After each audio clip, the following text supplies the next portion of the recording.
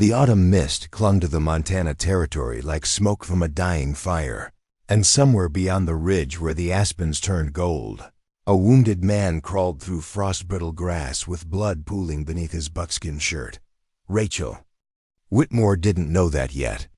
She stood at her cabin window, watching the sun struggle through clouds thick as wool, unaware that her ordinary Tuesday morning was about to crack open like an eggshell. Before we jump back in, tell us where you're tuning in from, and if this story touches you, make sure you're subscribed, because tomorrow I've saved something extra special for you. The wind that morning carried the scent of snow and something else, something metallic that made Rachel pause as she stepped outside to gather kindling. October had settled into the valley with the kind of stillness that preceded storms, and the air moved with a restless energy that set her nerves on edge.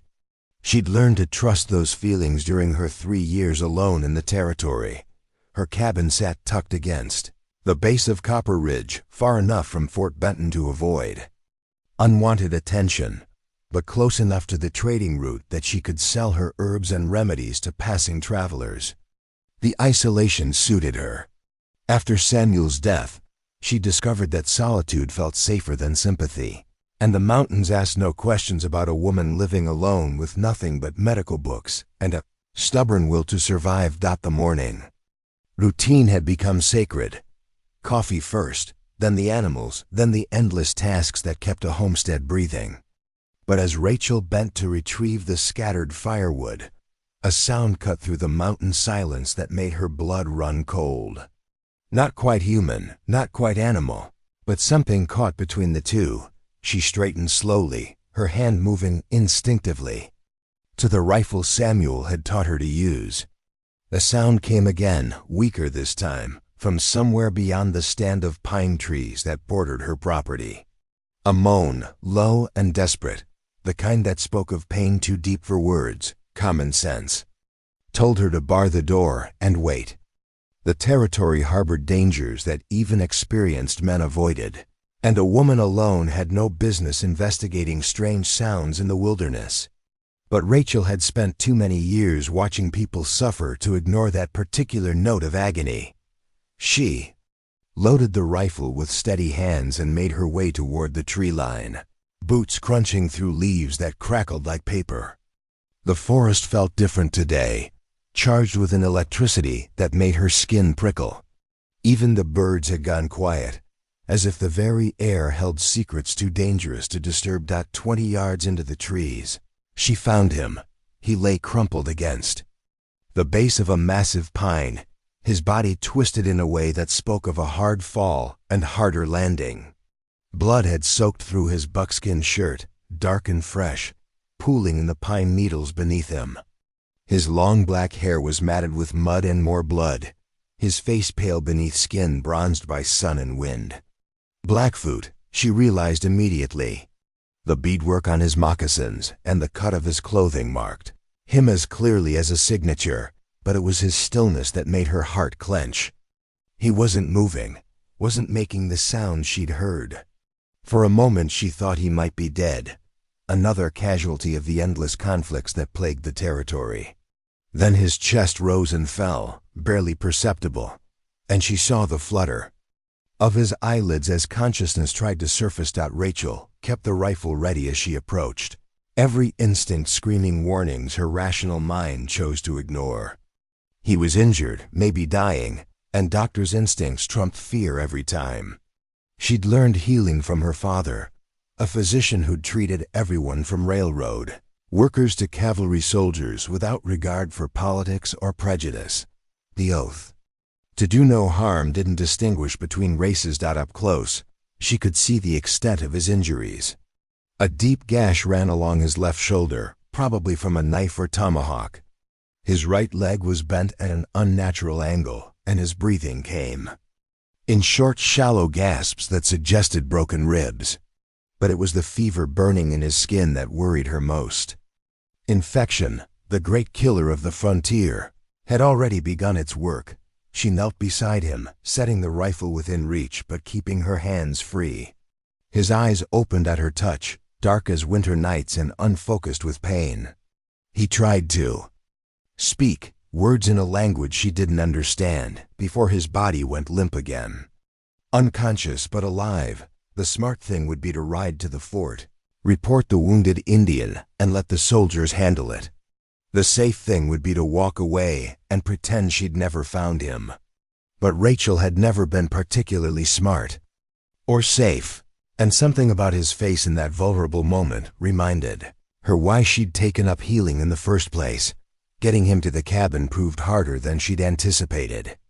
He was tall, probably 6 feet or better when standing, with the lean muscle of a man who lived off the land.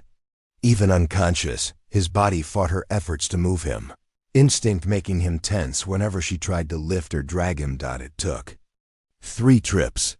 First, she fetched her sturdy mare and a makeshift travois she'd used to haul firewood. Then came the delicate process of loading him without causing more damage, his dead weight making every movement a struggle. Finally, the slow journey back to the cabin, with Rachel walking alongside to steady him whenever the rough ground threatened to jostle him awake. By the time she got him inside and onto her kitchen table, the sun had climbed past noon and her back ached like she'd been splitting wood all morning. But the hardest part still lay ahead. She'd treated plenty of injuries during her time in the territory, but never anything this severe, and never on someone whose people might consider her help an act of war.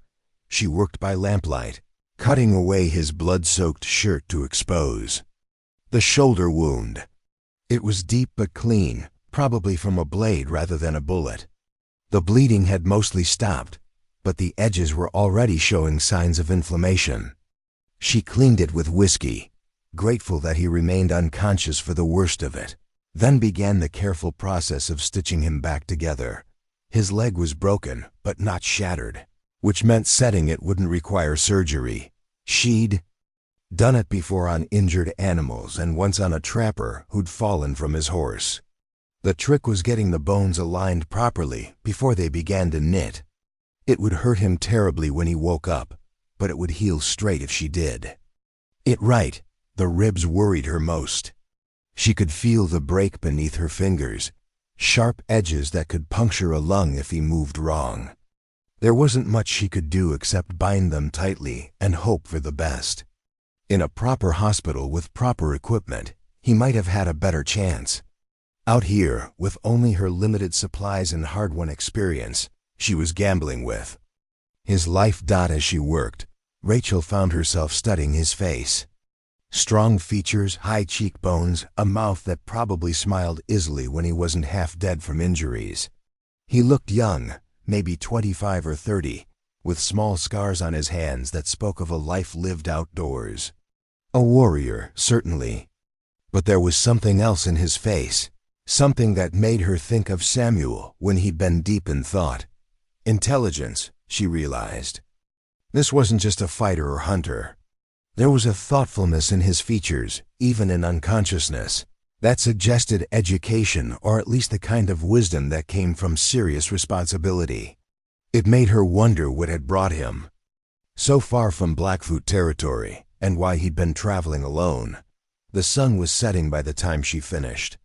She'd done everything she could with her limited supplies, but his survival would depend on factors beyond her control.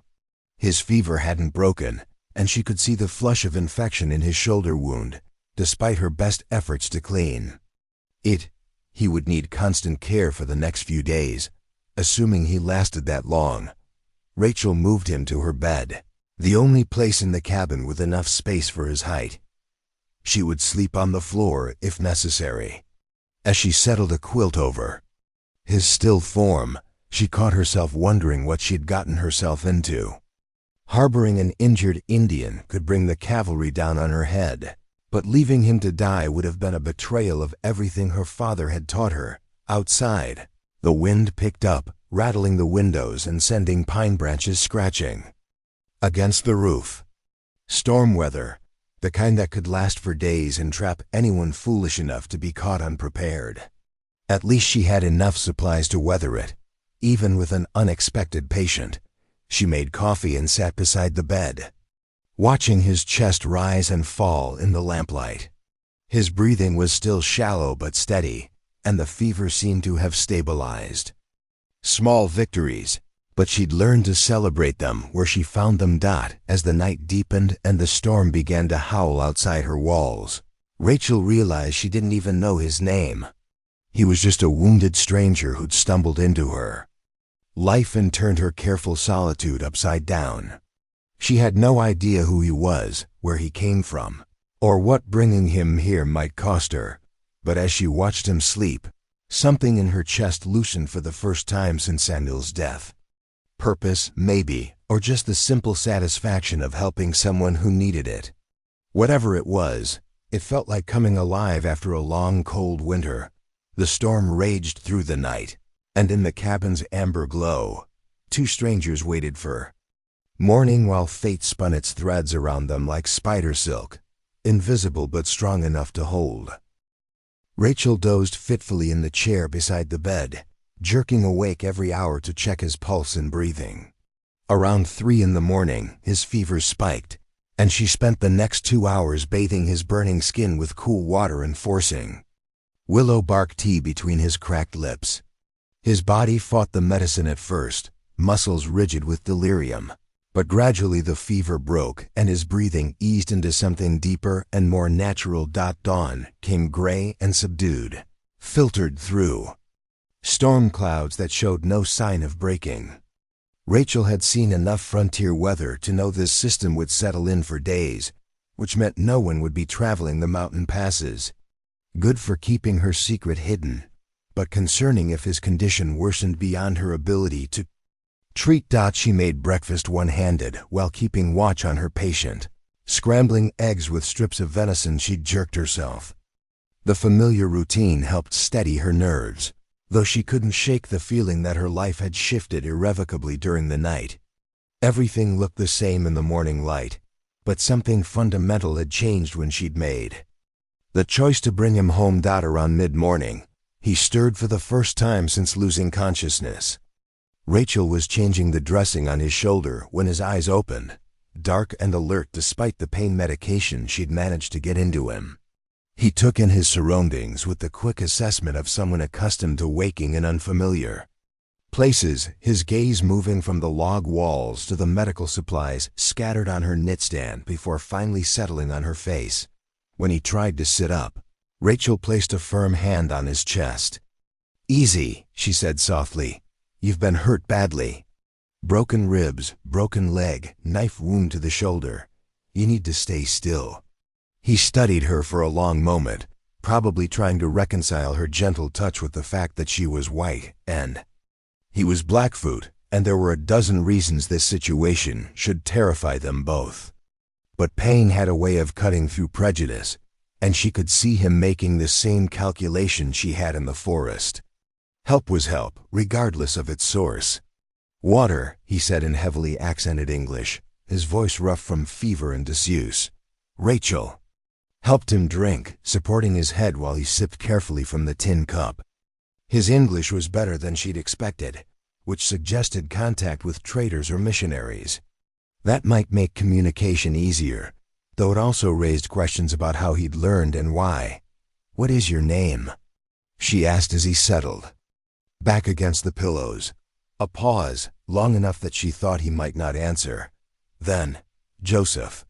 The name came out carefully, as if he was choosing it rather than simply giving it. "Joseph," she repeated, noting the slight hesitation. Probably not his real name, or not his only name, but it would do for now. "I'm Rachel. Rachel Whitmore. You're safe here." Something flickered in his eyes at that, an emotion too quick to catch. Gratitude, maybe, or surprise. Or perhaps the irony of a white woman telling a Blackfoot warrior he was safe wasn't lost on him. "Where?" he asked. "My cabin. About 15 miles southwest of Fort Benton, up against Copper Ridge." She saw him process the information, probably calculating distances and directions despite his injuries. "You were in the forest, badly hurt. I brought you here. Alone?" The question carried weight beyond its simple syllables. Was she alone in helping him? Was she alone on the homestead? Was she alone in the world? All true, and all dangerous admissions, but something in his tone suggested the question came from concern rather than calculation. Preparing and narrating this story took us a lot of time, so if you are enjoying it, subscribe to our channel, it means a lot to us. Now back to the story. Yes, she said simply. He closed his eyes, whether from pain or something else she couldn't tell. When he spoke again, his voice was barely above a whisper. Dangerous for you. Everything out here is dangerous, Rachel replied, checking the splint on his leg. Bears, wolves, weather, loneliness. One more risk doesn't make much difference. This is different. She looked at him sharply. Why? What happened to you? But he'd slipped back into unconsciousness, leaving her questions unanswered and her unease. Growing. Something in his tone suggested his injuries weren't the result of a simple hunting accident or territorial dispute. There was a weight to his words that spoke of larger complications, the kind that could reach far beyond her isolated cabin. The storm intensified as the day wore on, driving snow against the windows and piling drifts against the door. Rachel found herself grateful for the enforced isolation, even as it trapped her with her unconscious patient and a growing list of concerns. She'd committed herself to his care, but she was beginning to realize she had no idea what that commitment might ultimately cost. She spent the afternoon tending to necessary tasks while keeping one ear tuned to his breathing. Her medical supplies were running low after treating his injuries, and she made a mental inventory of what remained. Enough laudanum for perhaps 3 more days if his pain stayed manageable. Bandages for another week if she was careful. Whiskey for cleaning wounds until her next trip to Fort Benton, whenever that might be possible. The bigger concern was food.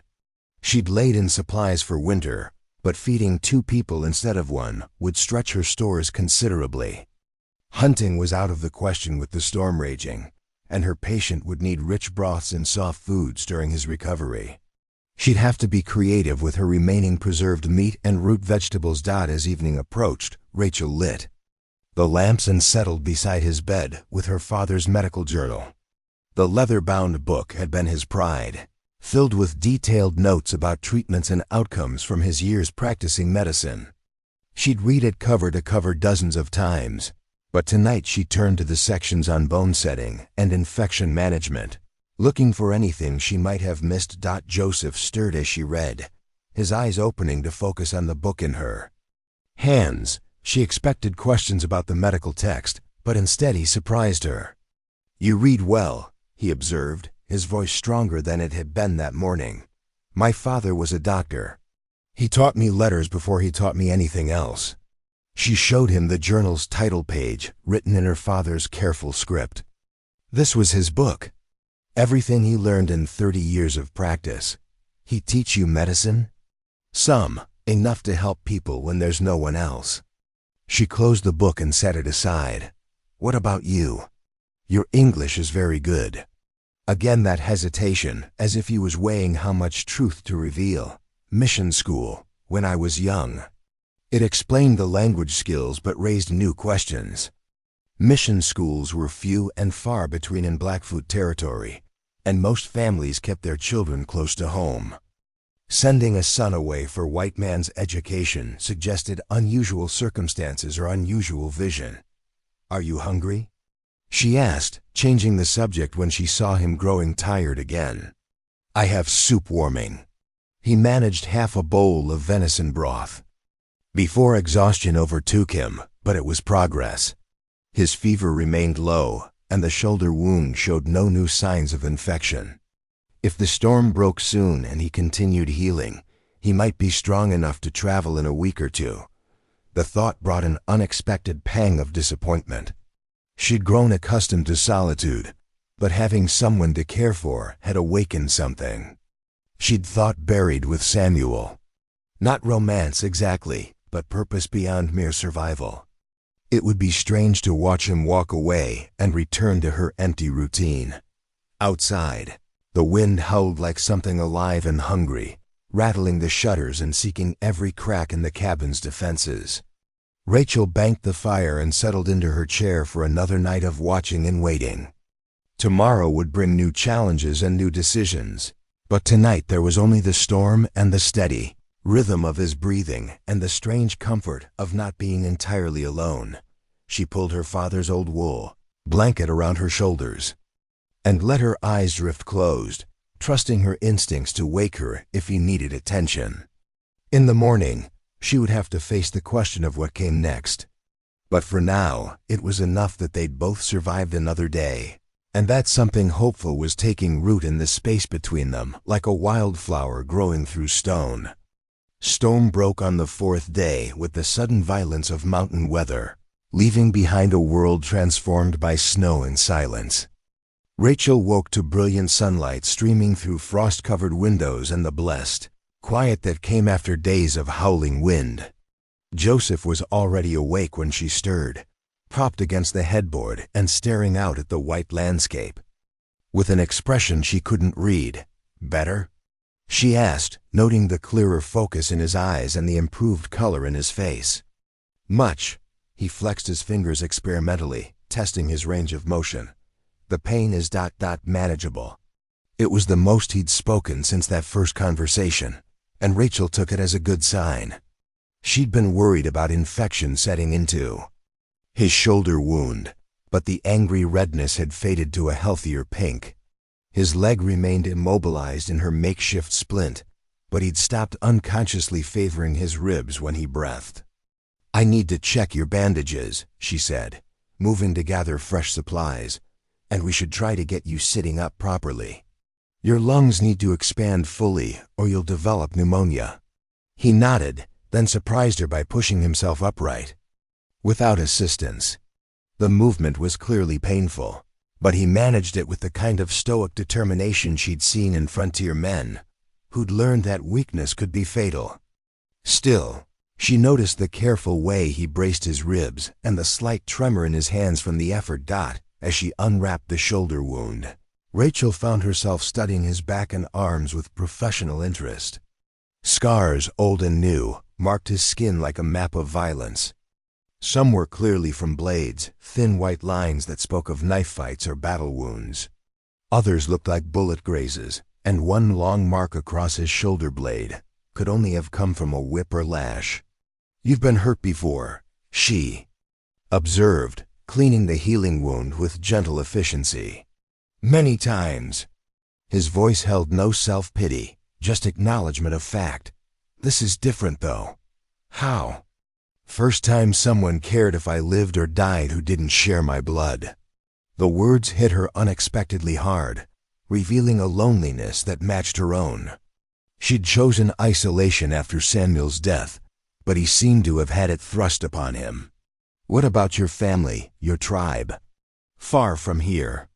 He was quiet for a moment as she applied fresh bandages. "I was traveling alone when this happened." "What happened exactly?" Another pause, longer this time. Rachel had learned not to push too hard for information, but she needed to understand what she might be dealing with. If he'd been involved in some kind of conflict, there could be consequences for both of them. "Traders," he said finally. "3 white men, heading north from Helena. They had whiskey, wanted to sell it to my people." Rachel's hands stilled.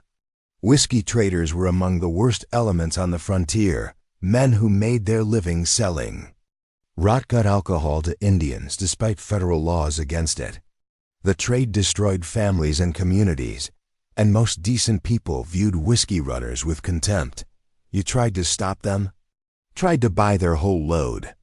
Dump it. His jaw tightened. They decided my money wasn't good enough. Said they'd rather sell to savages than deal with an uppity Indian. The ugly words hung in the air between them.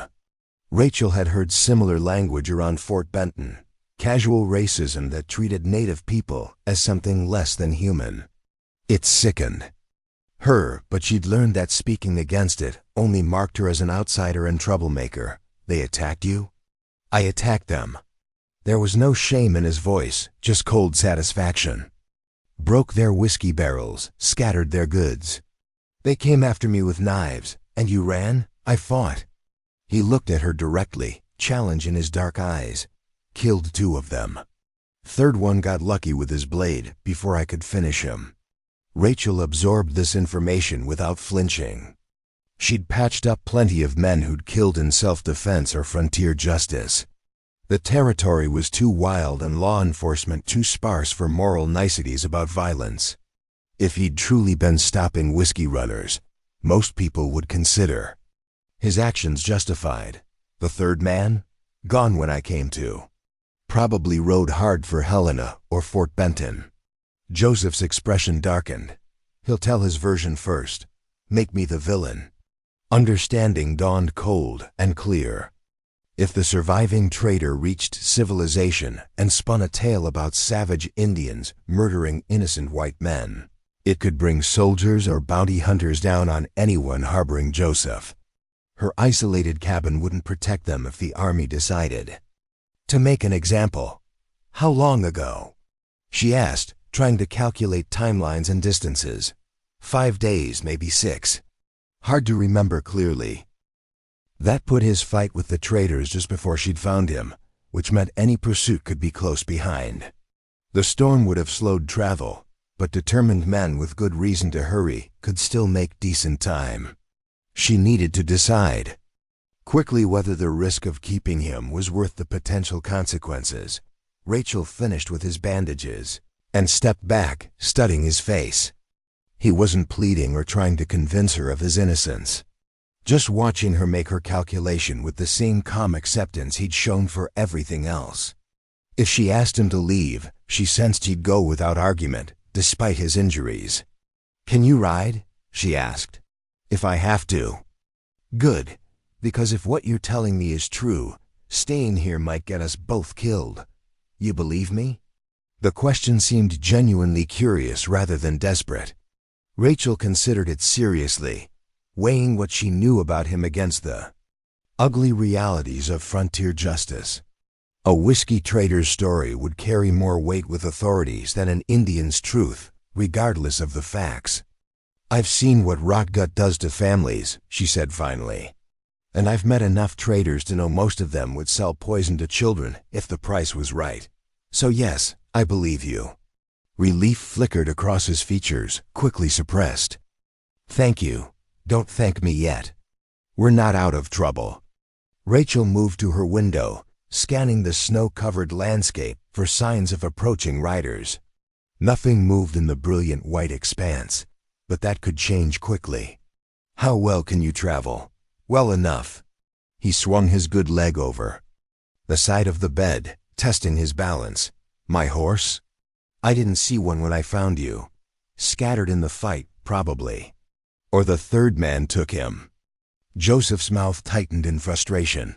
"Good horse. Been with me for 3 years."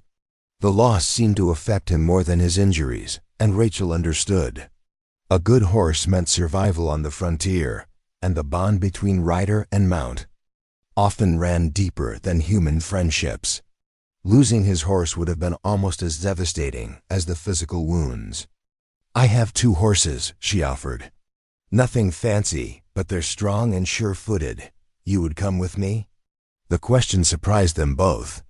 Rachel hadn't consciously made that decision, but as soon as the words left her mouth, she realized it was exactly what she intended. Staying meant waiting for trouble to find them. Leaving meant ... what? She wasn't sure, but it felt like moving forward instead of simply surviving. "This place isn't home anymore," she heard herself saying. "Not if it can't protect the people in it." Joseph studied her with new intensity, as if seeing her clearly for the first time. "Where would we go?" "North. Into Blackfoot country, maybe, or west toward the Rockies." She was thinking out loud, weighing options against winter weather and hostile territory. "Somewhere we can disappear until this blows over. Unless you prefer to travel alone with broken ribs and a busted leg." A smile touched the corners of his mouth, the first real expression of warmth she'd seen from him. Company would be ... welcome. They spent the morning preparing for departure with the efficiency of people who understood that hesitation could be fatal. Rachel packed her most essential medical supplies, enough food for several days, and her father's journal. Everything else would have to be left behind, including the life she'd built in careful isolation. Joseph proved more mobile than his injuries suggested, moving with the careful precision of someone accustomed to working through pain. He helped pack supplies despite her protests, claiming that sitting idle made him feel worse than moving.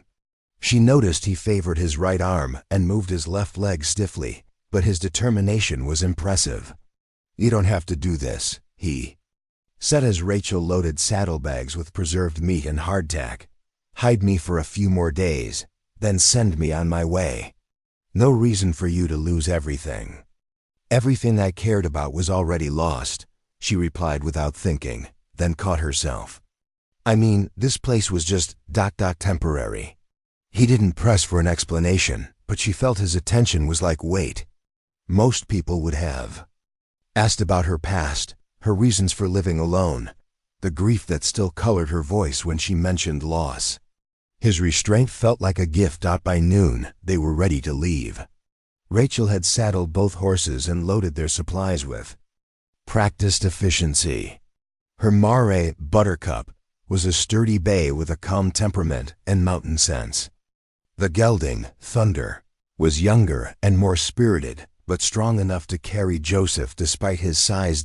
As she helped him mount, Rachel felt the significance of the moment settle around them like morning mist. She was abandoning her home, her safety, her carefully constructed solitude, for a man she'd known less than a week. It should have terrified her. Instead, it felt like waking up after a long, dreamless sleep. "Ready?"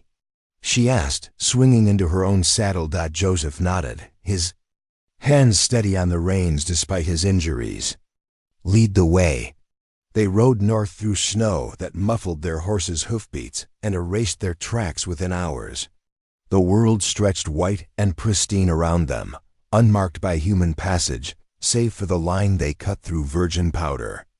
Behind them, Rachel's cabin grew smaller and smaller until it disappeared entirely, swallowed by distance and forest. She didn't look back. The first day's travel was slow but steady. Joseph's injuries limited their pace, but he never complained or asked for rest stops. Rachel found herself watching him from the corner of her eye, noting the way he sat his horse with natural grace despite his broken ribs, the way his eyes constantly scanned their surroundings for threats or opportunities. They spoke little during the ride, saving their breath for the demands of winter travel. But the silence felt comfortable rather than strained, the quiet of two people who understood that survival required focus. Words could wait until they'd found safety. As afternoon shadows grew long, Rachel began looking for shelter. The temperature was dropping with the sun, and Joseph's face had taken on the gray pallor that spoke of exhaustion and pain. They needed warmth, food, and rest before the cold could do what his attackers had failed to accomplish.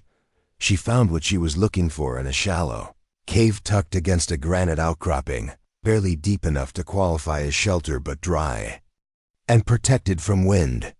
Rachel helped Joseph dismount and settled him against the back wall while she tended to the horses and gathered firewood. "How do you feel?" she asked as she coaxed flames from dry tinder. "Like I've been trampled by buffalo," he admitted, leaning heavily against the stone. "But alive, that's something." Rachel heated water in her small pot and mixed in willow bark powder. "Drink this. It'll help with the pain and swelling." He accepted the bitter medicine without complaint, then surprised her by reaching into his pack and pulling out a small leather pouch. "Pemmican," he explained, offering her a piece of the concentrated meat and berry mixture. Trail food. It was the first thing he'd contributed to their shared supplies, and Rachel understood the gesture's significance. He wasn't just accepting her help anymore. He was becoming a partner in their survival. The shift felt important, though she couldn't articulate exactly why. They shared the pemmican along with some of her preserved venison, eating in the flickering firelight, while wind whispered through the rocks outside their shelter. The food was simple but nourishing, and the warmth gradually returned to Joseph's face. "Tomorrow we reach the territorial boundary," Rachel said, studying the rough map she'd sketched in her father's journal. "After that, we'll be in a disputed country. Safer for me, more dangerous for you. Maybe we'll both be safer together than either of us would be alone." Joseph looked at her across the fire, something unreadable in his expression. "Why are you doing this, really?" It was the question she'd been avoiding, even in her own thoughts. Why had she risked everything? For a stranger? Why was she willing to abandon the life she'd built for a future she couldn't predict? "Because," she said slowly, choosing her words with care, "for the first time in 3 years, I feel like I'm moving towards something instead of just running away from it." The honesty surprised them both. Joseph nodded slowly, as if her answer confirmed something he'd suspected. "Thank you," he said simply. Rachel banked the fire and settled into her bedroll, using her saddle as a pillow. Across the small space, Joseph did the same, though she could tell from his breathing that sleep would be a long time coming. Pain was a harsh companion, and the cold would make his injuries ache worse. But they were alive, they were free, and tomorrow would bring them deeper into a country where different rules applied. Whatever came next, they would face it together. The thought should have worried her, but instead, it brought a peace she hadn't felt since Samuel's death. Outside their shelter, snow began to fall again, soft and silent, covering their tracks and erasing all evidence of their passage. By morning, it would be as if they'd never existed in this civilized world at all. 3 weeks into their journey, Rachel discovered that traveling with Joseph was like learning a new language.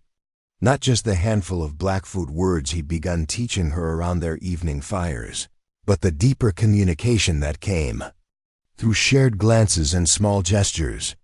He could read weather patterns in cloud formations she'd never noticed. She could sense his pain levels by the slight tightening around his eyes, adjusting their pace accordingly without either of them acknowledging the accommodation allowed. They'd settled into rhythms that felt ancient despite their newness. Rachel handled the cooking and medical care while Joseph took responsibility for their security and navigation. He'd proven himself a master tracker, able to read the landscape like scripture and find game trails that led to sheltered campsites and fresh water. His injuries were healing well, though he still favored his left side and couldn't put full weight on his broken leg.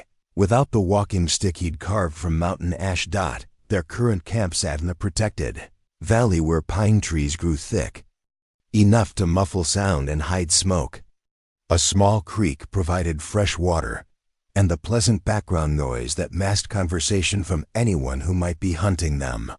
Rachel had chosen the spot for its defensive advantages, but Joseph had improved it with subtle modifications she was only beginning to appreciate. "You moved the horses," she observed, returning from gathering firewood to find Thunder and Buttercup picketed in a different location. Wind shifted. "Now they can scent anything approaching from downhill." He looked up from the rabbit he was skinning with efficient movements. "Also moved our gear away from the fire. If someone spots the smoke, they'll investigate the flames, not our supplies."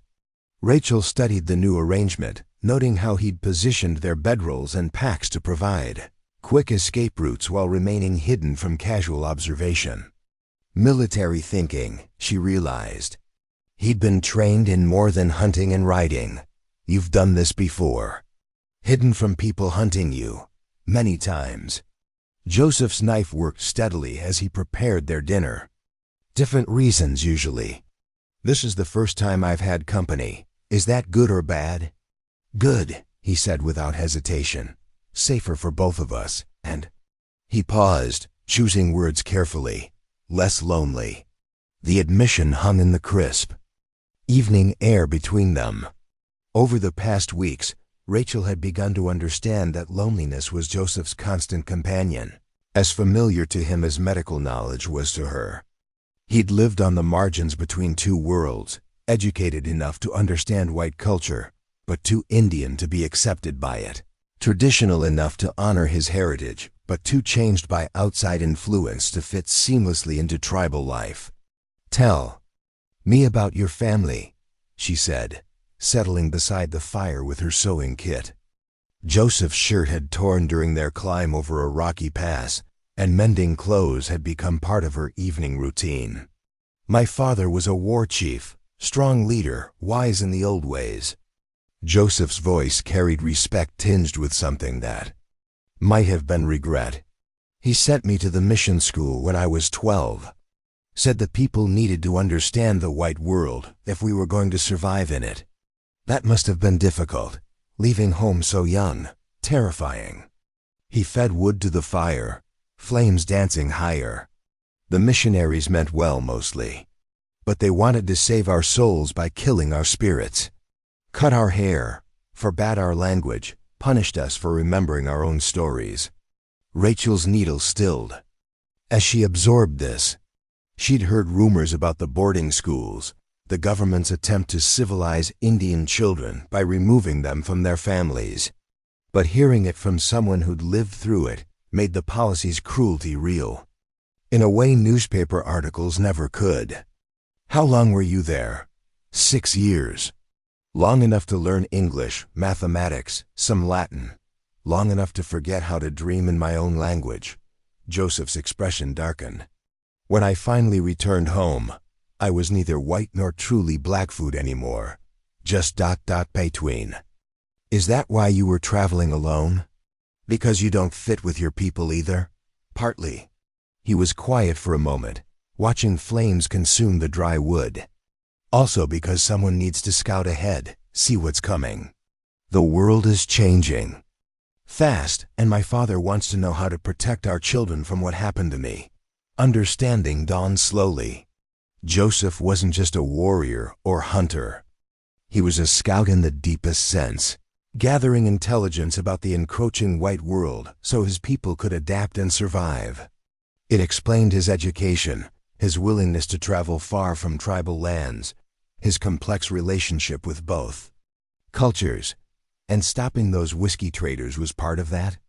Alcohol destroys us from within, makes us weak, foolish, easy to cheat or conquer.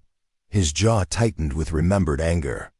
"Better to fight a few traders than watch my people destroy themselves drop by drop." Rachel resumed her sewing, processing this new understanding of the man she'd been traveling with.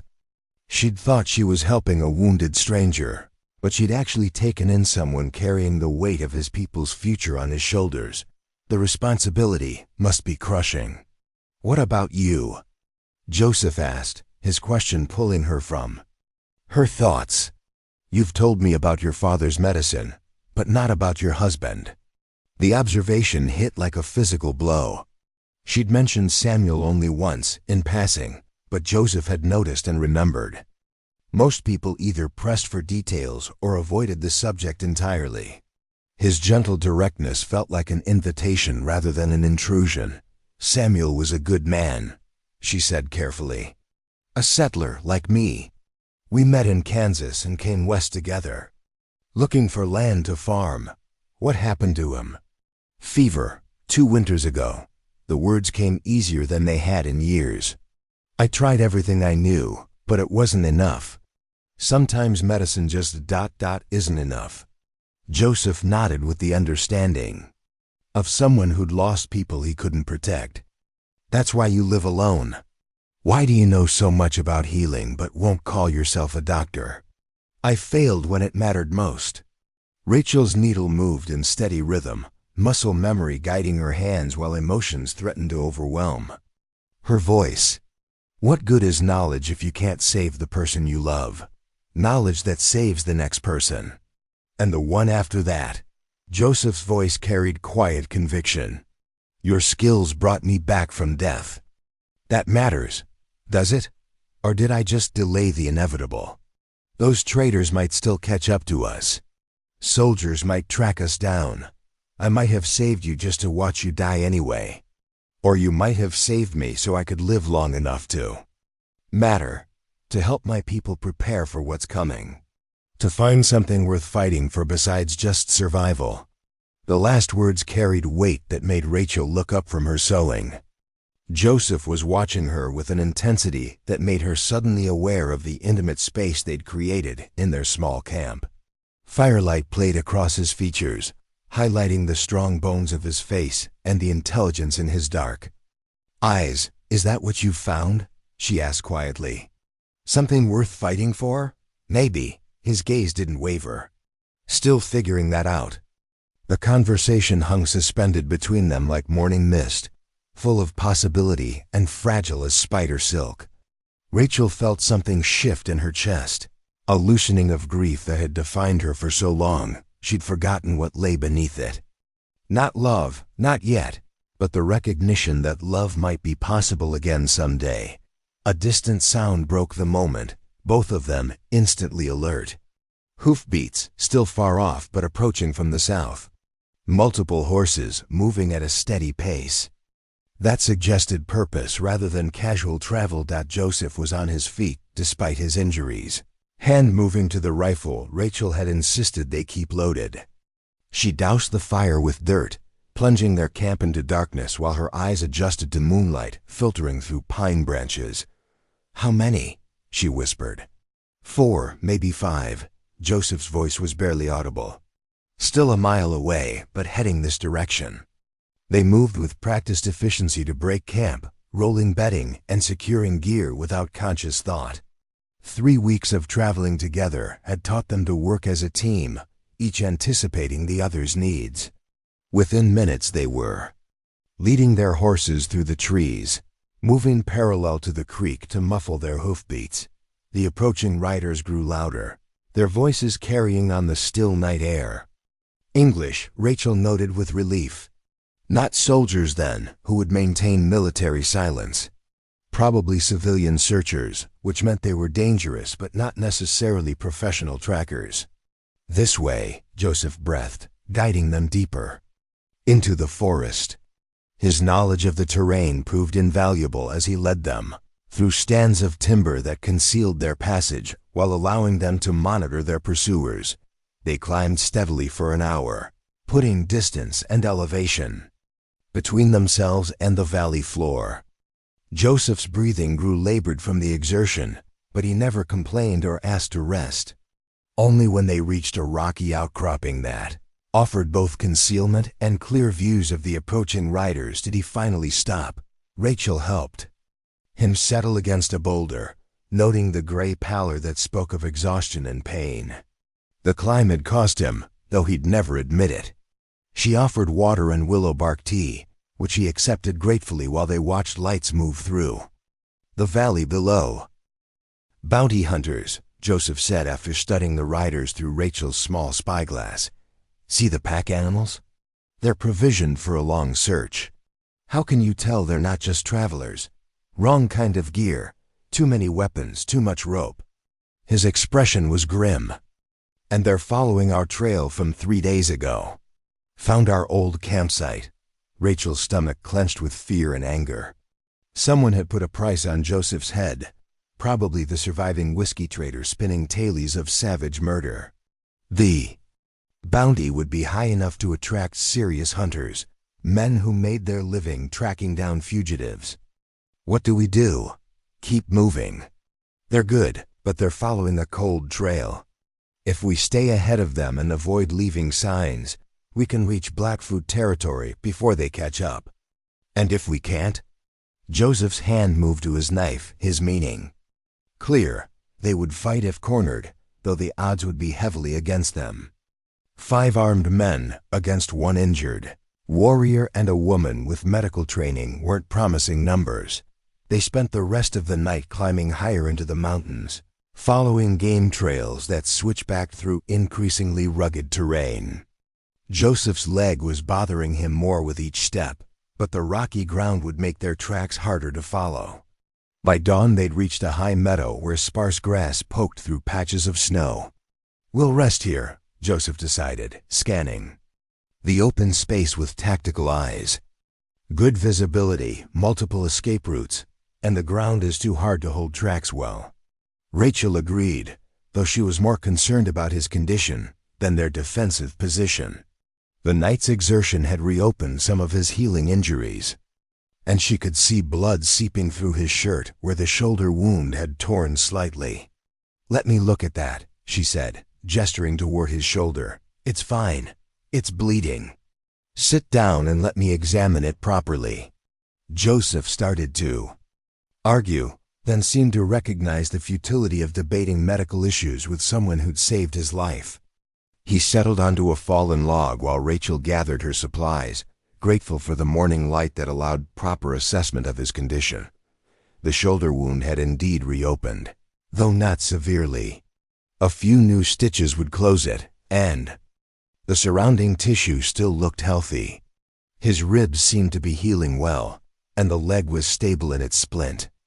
But she could see the toll their journey was taking in the lines of exhaustion around his eyes and the careful way he moved. "You need rest," she said as she cleaned the wound. "Real rest, not just a few hours between escapes. Can't afford it. Not with hunters on our trail. You can't afford to collapse from exhaustion either." Rachel's voice carried the authority she'd learned from her father. "I'm not questioning your judgment about our safety, but I know more about what your body can handle than you do right now." Joseph was quiet while she worked, considering her words. Finally, he nodded reluctantly. "One day. We rest here today, move tonight when they can't track as well." It was a compromise, but Rachel accepted it. One day might be enough to restore some of his strength, and traveling at night would give them advantages over their pursuers. She finished bandaging his shoulder and helped him settle into a more comfortable position. "Sleep," she ordered. "I'll keep watch." Rachel ... "Sleep, Joseph. Trust me to keep you safe for a few hours." He looked at her for a long moment, something complex passing across his features. Trust was clearly difficult for him, earned through trial rather than given freely.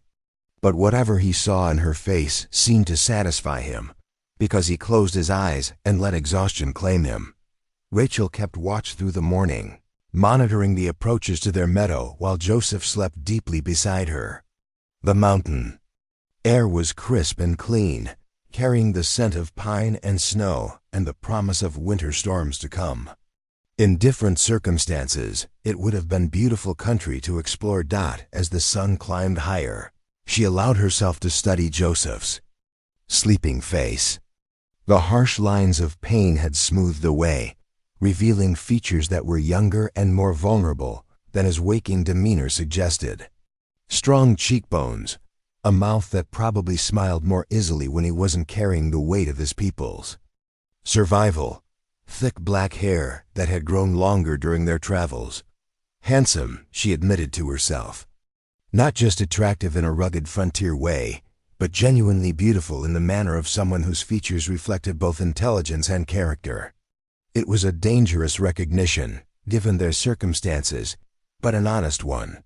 More than that, though, she was beginning to understand that Joseph possessed qualities she'd never expected to value so highly.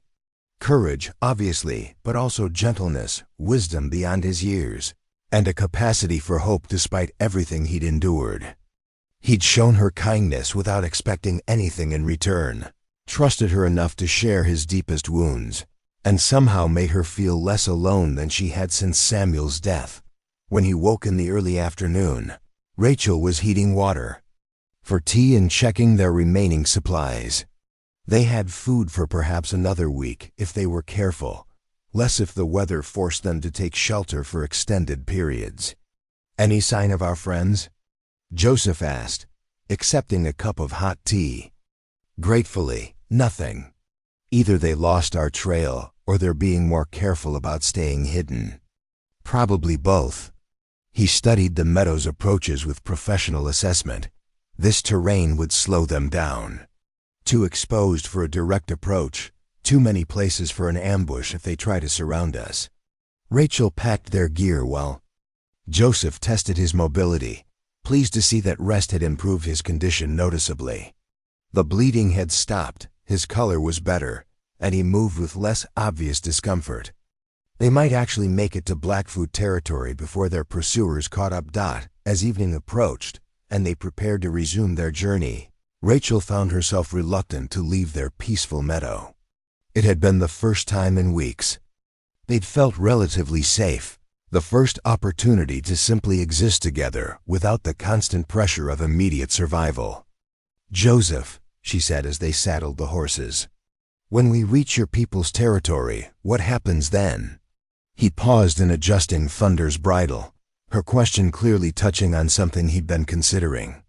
"I don't know," he admitted. "My situation is complicated, and bringing a white woman into Blackfoot lands won't make it simpler. Will they accept me?" "Some will, others double quotes," he shrugged. "Others will see you as a threat or a prize to be taken. Much will depend on how I present you and what my father decides about our situation." Rachel absorbed this, understanding that their journey together might be approaching its end. When they reached safety, they would have decisions to make about their future, both separately and together. The thought brought an unexpected ache of loss. "We'll figure it out," Joseph said quietly, reading her expression with the accuracy that had developed between them. "Whatever comes next, we'll face it together." The promise settled around them like evening mist as they rode out of the meadow and back into the uncertain darkness ahead. Behind them, their temporary sanctuary returned to wilderness silence, holding no trace of the two souls who'd found brief peace within its boundaries. The morning Joseph collapsed changed everything between them.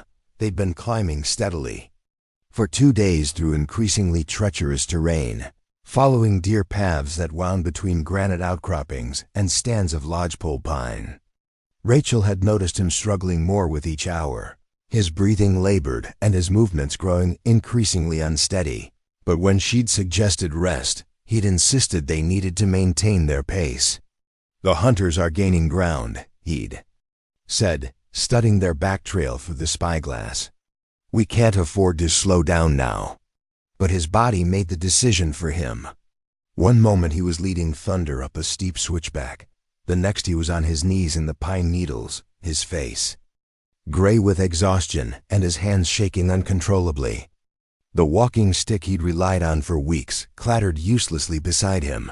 "Joseph." Rachel dismounted quickly, rushing to his side. His skin was clammy despite the cool mountain air, and his pulse raced beneath her fingers like a bird trying to escape a cage. "I'm fine," he gasped, trying to push himself upright.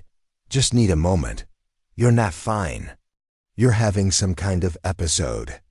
Rachel's medical training took over, pushing aside her personal fear for his welfare.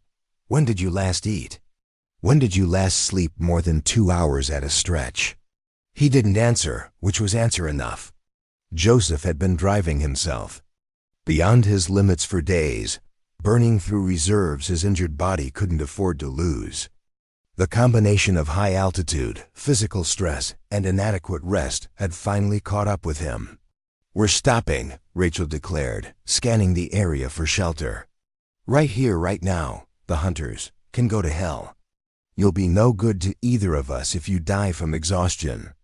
She spotted a shallow overhang in the rock face about 50 yards up the slope. "Can you make it that far?" Joseph nodded, though it clearly cost him considerable effort to stand. Rachel helped him to the shelter, noting how heavily he leaned on her despite his obvious reluctance to show weakness.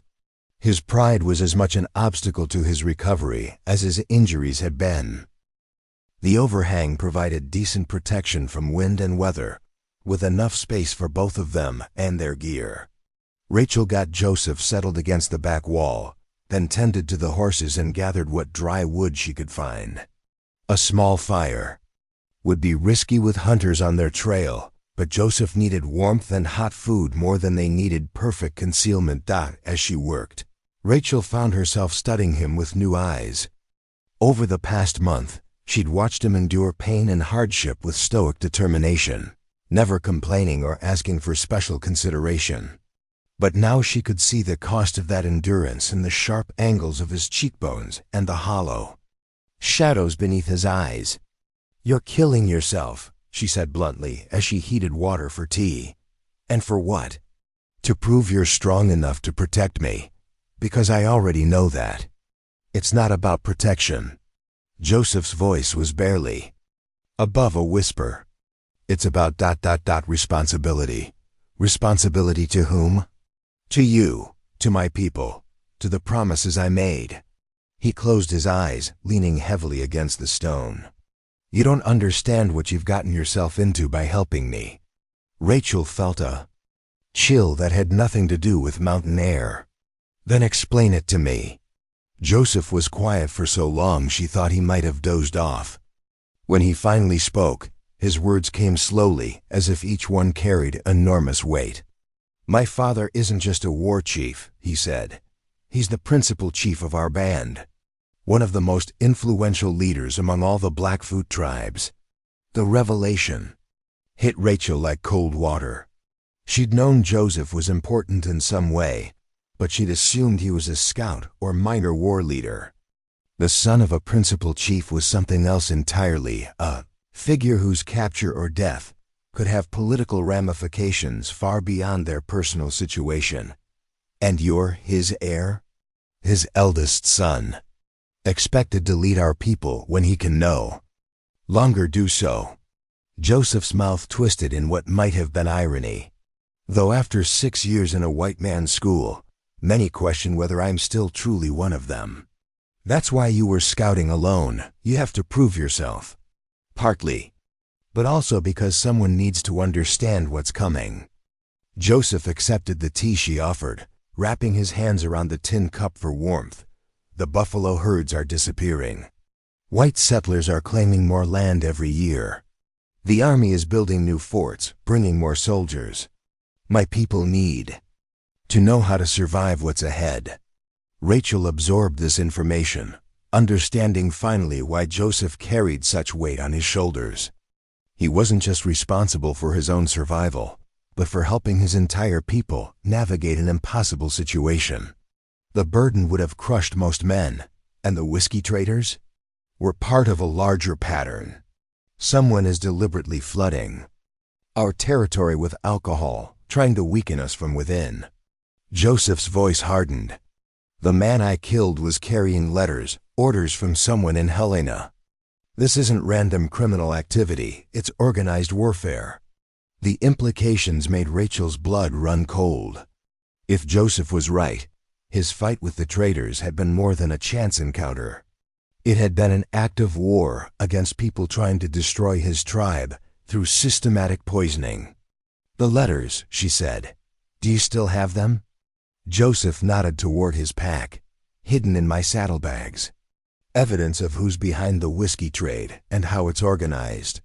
My father needs to see them. Then we have to get you home alive. We have to get the information home. He paused, seeming to gather strength for difficult words. I'm expendable. The knowledge isn't. Don't. Rachel's voice carried surprising force. Don't you dare talk about yourself like you're disposable. Your people need you alive, not just your information. You don't understand the situation. I understand that you're more valuable than any papers. You've seen both worlds, you know. How they work, you can help your people adapt and survive. She moved closer, close enough to see the exhaustion and despair he'd been hiding. And I understand that I need you alive too. The last word surprised them both. Rachel hadn't meant to make such a personal declaration, but the thought of losing Joseph either to his injuries or to some misguided sense of martyrdom was unbearable. Over the past month, he'd become essential to her in ways that went far beyond survival partnership. Rachel... Joseph's voice was soft, uncertain. I lost Samuel because I couldn't save him from fever. I'm not losing you because you won't save yourself from exhaustion. She reached out, covering his hand with hers. Promise me you'll stop trying to sacrifice yourself for everyone else's benefit. He looked at their joined hands, then up at her face. Whatever he saw there seemed to settle something inside him, because some of the desperate tension left his shoulders. I promise, he said quietly. But you need to understand what we're really facing. Those bounty hunters aren't just after the reward money. They're working for whoever wants the whiskey trade to continue. If they catch us, they won't. Rachel's voice carried a conviction she didn't entirely feel. We're going to rest here until you're strong enough to travel properly. Then we're going to outrun them and get you home to your people. And then? It was the question that had been haunting both of them, though neither had been willing to voice. What happened when they reached Blackfoot territory? What happened to whatever was growing between them when they entered a world where she would be the outsider? I don't know, Rachel admitted, but we'll figure it out when we get there. Joseph squeezed her hand gently. It won't be easy for you. Among my people, some will see you as an enemy or a threat. Others will think I've been weakened by white influence. And what do you think? I think, Joseph said carefully, that you're the strongest person I've ever met. And I think my people will be lucky to know you if they give themselves the chance. The words warmed Rachel more than the fire ever could. She settled beside him, close enough to share body heat, but not so close as to make him uncomfortable. Outside their shelter, afternoon shadows were growing longer, and she could hear the distant call of hunting hawks riding the mountain thermals. Tell me about your home, she said. What's it like? Joseph's expression softened as he drew on happier. Memories, beautiful. Wide valleys with grass that grows taller than a man on horseback. Rivers so clear you can see trout swimming 20 feet down. In summer, wildflowers cover the hills like colored blankets. It sounds peaceful.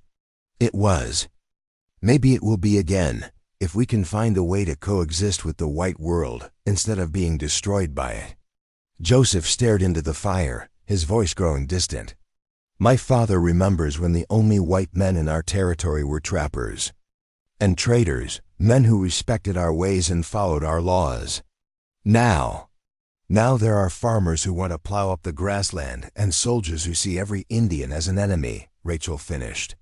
Yes, and people like you are caught in the middle, trying to do right in a situation where there might not be any right answers.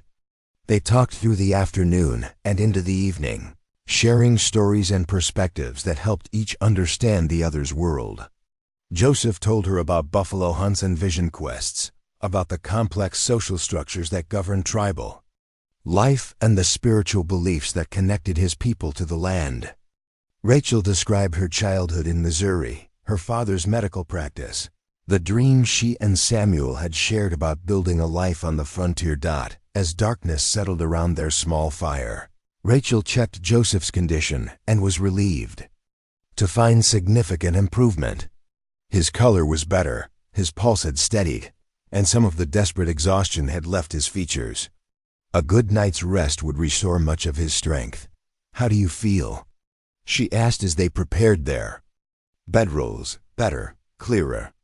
Joseph tested his leg, pleased to find it more stable than it had been that morning. You were right about needing rest. I'm a doctor's daughter. I know the signs of a body pushed too far. Rachel arranged her blankets near enough to monitor him through the night. No more heroic endurance, agreed? Agreed, but Rachel... Joseph's voice carried new urgency.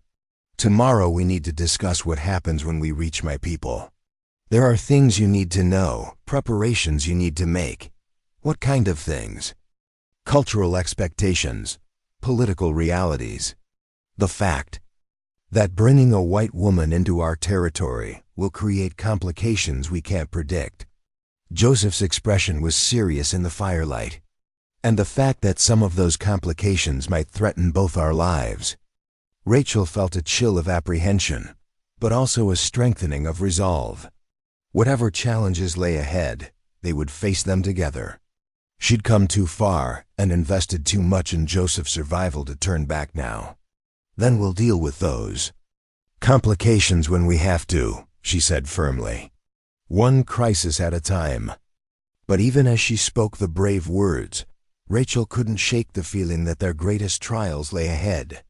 The bounty hunters pursuing them were dangerous but straightforward, men motivated by money and manageable through superior tactics and determination. The cultural and political maze awaiting them in Blackfoot territory would be far more complex, with consequences that could extend far beyond their personal relationship. As she drifted toward sleep, Rachel found herself wondering if love could bridge the gap between two worlds, or if some differences were simply too vast to overcome. Tomorrow would bring them closer to finding out whether they were ready for the answer or not. The fire burned low as exhaustion finally claimed them both, its dying light flickering across two faces that had grown dear to each other despite impossible circumstances. Outside their shelter, the mountain night was full of sounds that spoke of wild country and wilder possibilities, of a world where anything might happen to those brave enough to seek their fortune among the peaks and valleys, where few dared to venture. In the distance, barely audible above the wind, came the faint sound of hoofbeats on stone. Their pursuers were closer than ever, and the final chase was about to begin. The war cry that split the dawn air was not human. Rachel jerked awake to the sound of horses screaming in terror, their panic so primal it sent ice through her veins before her mind could process what was happening. Beside her, Joseph was already moving, his hand reaching for the rifle even as his eyes snapped open to full alertness. "Grizzly," he breathed, rolling to his feet despite his injuries. "Big one, between us and the horses." Through the gray pre-dawn light, Rachel could see the massive shadow moving near their picket line. The bear was enormous, easily 8 feet tall when it reared on its hind legs to investigate the scent of humans and horses. Thunder and Buttercup were pulling frantically at their ropes, wild-eyed with terror that only prey animals could know. "If the horses break free, Joseph didn't finish the thought. Without their mounts, they would be trapped on foot in hostile territory with bounty hunters closing in from behind. The bear wasn't just threatening their lives, it was threatening their only means of escape. What do we do?"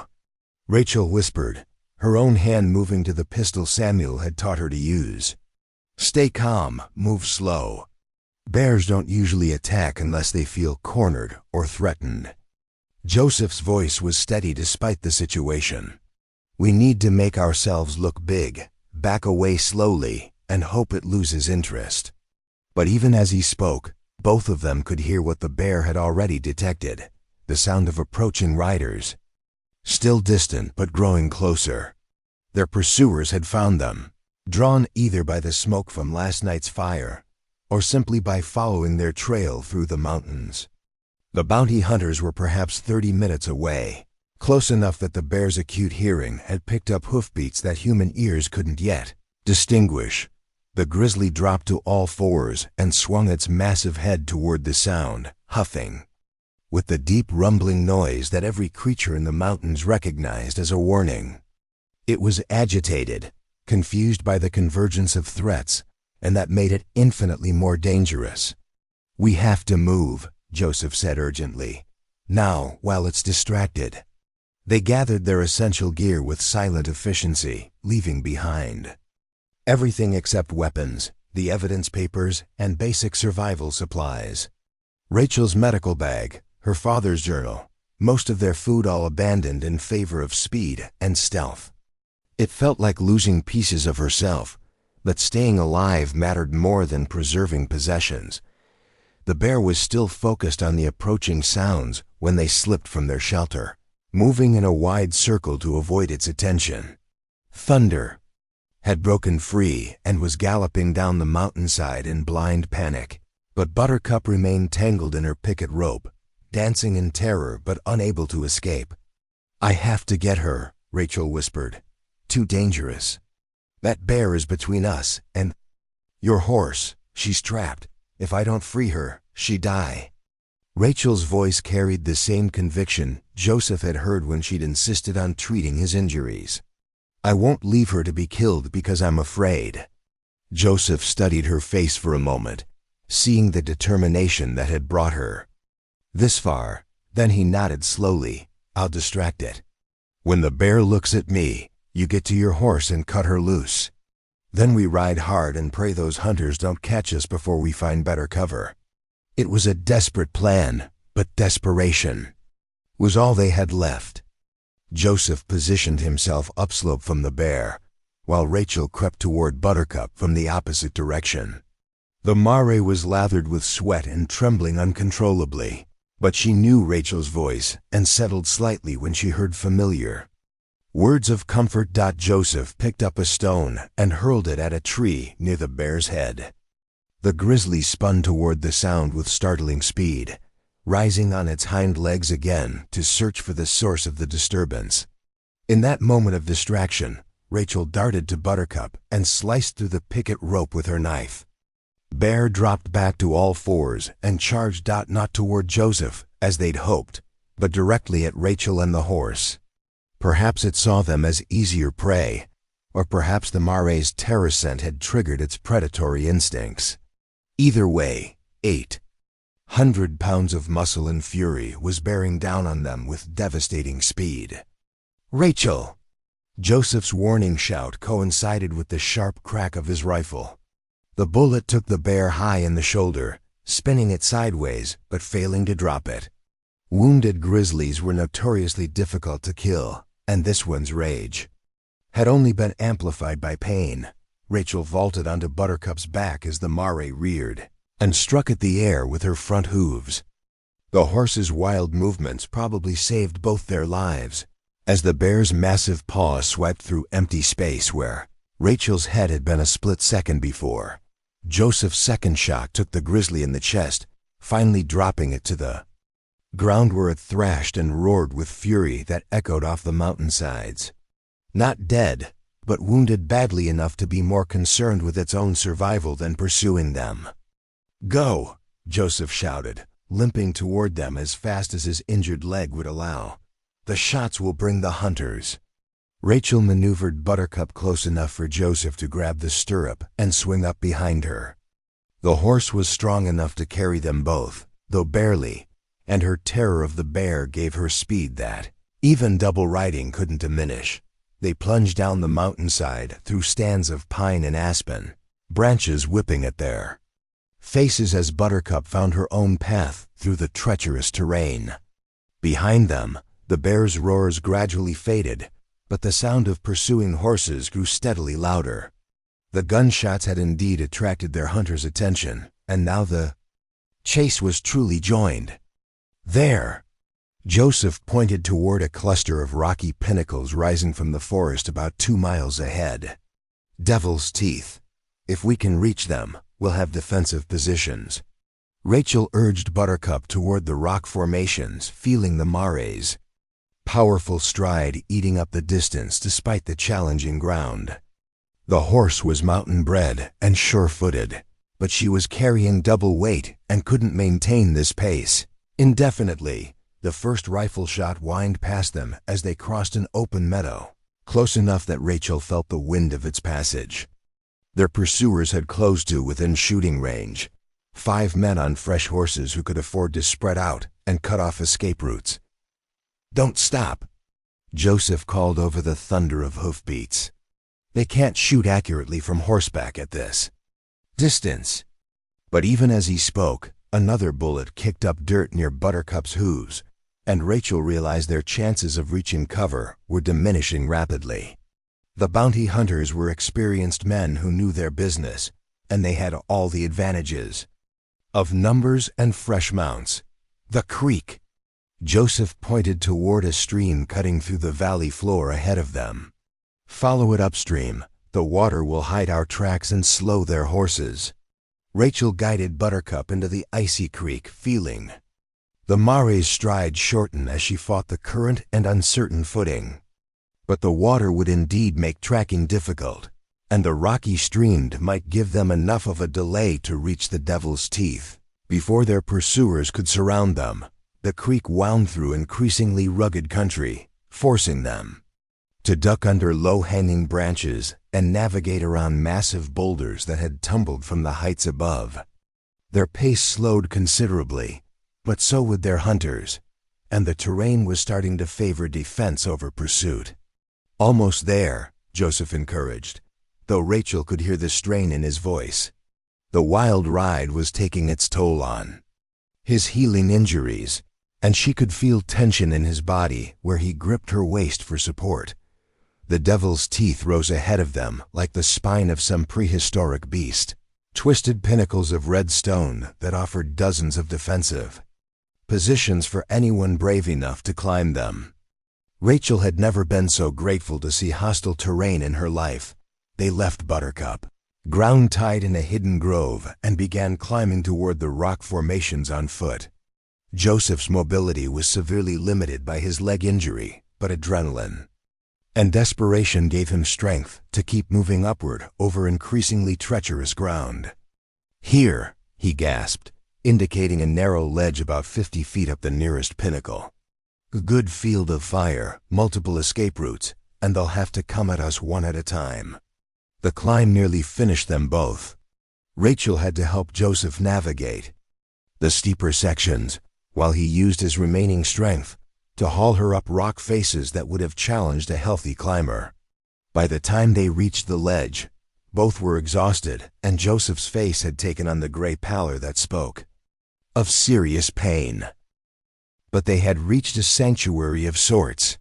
The ledge was perhaps 10 feet wide and 20 feet long, protected by overhanging rock above and offering commanding views of the approaches below.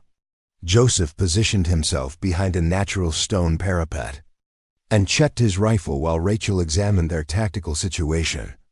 "How many bullets do we have?" she asked. 12 for the rifle, 6 for your pistol." Joseph's voice was steady despite their desperate circumstances. "Not enough for a prolonged fight, but sufficient if we choose our shots carefully. And if they decide to wait us out, then we hope my people find us before we die of thirst." Joseph managed a grim smile. "Or before those hunters realize they can simply starve us into surrender." The first of their pursuers appeared at the base of the Devil's Teeth within minutes. 5 hard men who spread out to examine the rock formations with professional attention. Rachel could see them clearly through the rifle scope, noting their weapons and equipment with growing unease. "Military surplus gear," Joseph observed, studying the men through his own spyglass. "These aren't ordinary bounty hunters. Look at how they move, how they coordinate without talking." He was right. The 5 men were positioning themselves with the kind of tactical precision that spoke of military training or extensive experience in organized violence. They moved like a unit that had worked together before, each man understanding his role without needing explicit orders. "Mercenaries," Rachel breathed. "Someone hired professional killers." "Which confirms what I suspected about the whiskey trade. This isn't random criminal activity, it's part of a larger campaign." Joseph's expression darkened. "And it means they won't give up easily. Too much money involved, too many important people who need us silenced." The tactical situation crystallized as they watched their enemies deploy. 2 men remained at the base to prevent escape, while 3 began climbing toward their position by different routes. Professional tactics designed to divide defensive fire and create multiple threats simultaneously. "They're good," Joseph admitted. "Better than I hoped they wouldn't be. Can we hold them off?" "For a while, but they have time and ammunition on their side." Joseph checked his rifle's action one final time. "Eventually, they'll either overwhelm us or force us to make a desperate break for it." The first climber appeared within rifle range about 10 minutes later. A lean man with graying hair who moved up the rock face with the confidence of someone accustomed to dangerous places. Joseph let him climb to within 30 yards before taking his shot. The bullet caught the mercenary in the shoulder, spinning him around and sending him tumbling back down the rocky slope. Not a killing shot, but enough to remove him from the immediate fight and send a clear message to his companions about the quality of resistance they faced. "One down," Joseph muttered, already reloading. 4 to go. The second attack came from 2 directions simultaneously, forcing them to divide their attention between threats approaching from opposite sides of their position. Rachel found herself shooting at a man she could barely see through the rocks. More concerned with keeping him pinned down than actually hitting him. Joseph's marksmanship proved superior, his second shot dropping another mercenary permanently. But the return fire was growing more accurate as their enemies learned the range and angles, and bullets were beginning to chip stone uncomfortably close to their heads. "We can't keep this up," Rachel said during a brief lull in the shooting. "They're getting closer with each attempt." "I know." Joseph was studying the terrain below them with desperate intensity. "There might be another way down, but it would mean leaving most of our gear behind. Everything except the evidence papers. Everything except what we can carry in our hands." Joseph's expression was grim. "And it would mean climbing down a rock face that would challenge a mountain goat." Rachel looked at the route he indicated, a nearly vertical descent that offered handholds but no real safety. One slip would mean death on the rocks below, but staying might mean death at the hands of professional killers. Better to die trying to escape than trapped like rabbits, she decided.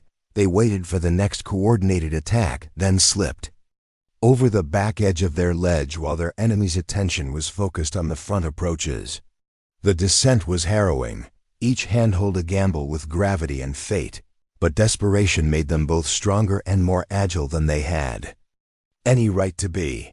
Halfway down, Rachel's grip failed on a loose section of rock. For a terrifying moment, she hung by one hand over a 100-foot drop, her boots scrabbling for purchase on the stone face. Joseph managed to grab her wrist just as her fingers began to slip, hauling her back against the rock with strength that seemed to come from pure willpower. "I've got you," he gasped. "Don't look down." They reached the bottom just as shouts from above indicated their absence had been discovered. No time to recover from the climb, no time to rest or check for injuries. They ran through the rocky maze at the base of the Devil's Teeth, following game trails that wound between massive boulders toward the relative safety of the forest.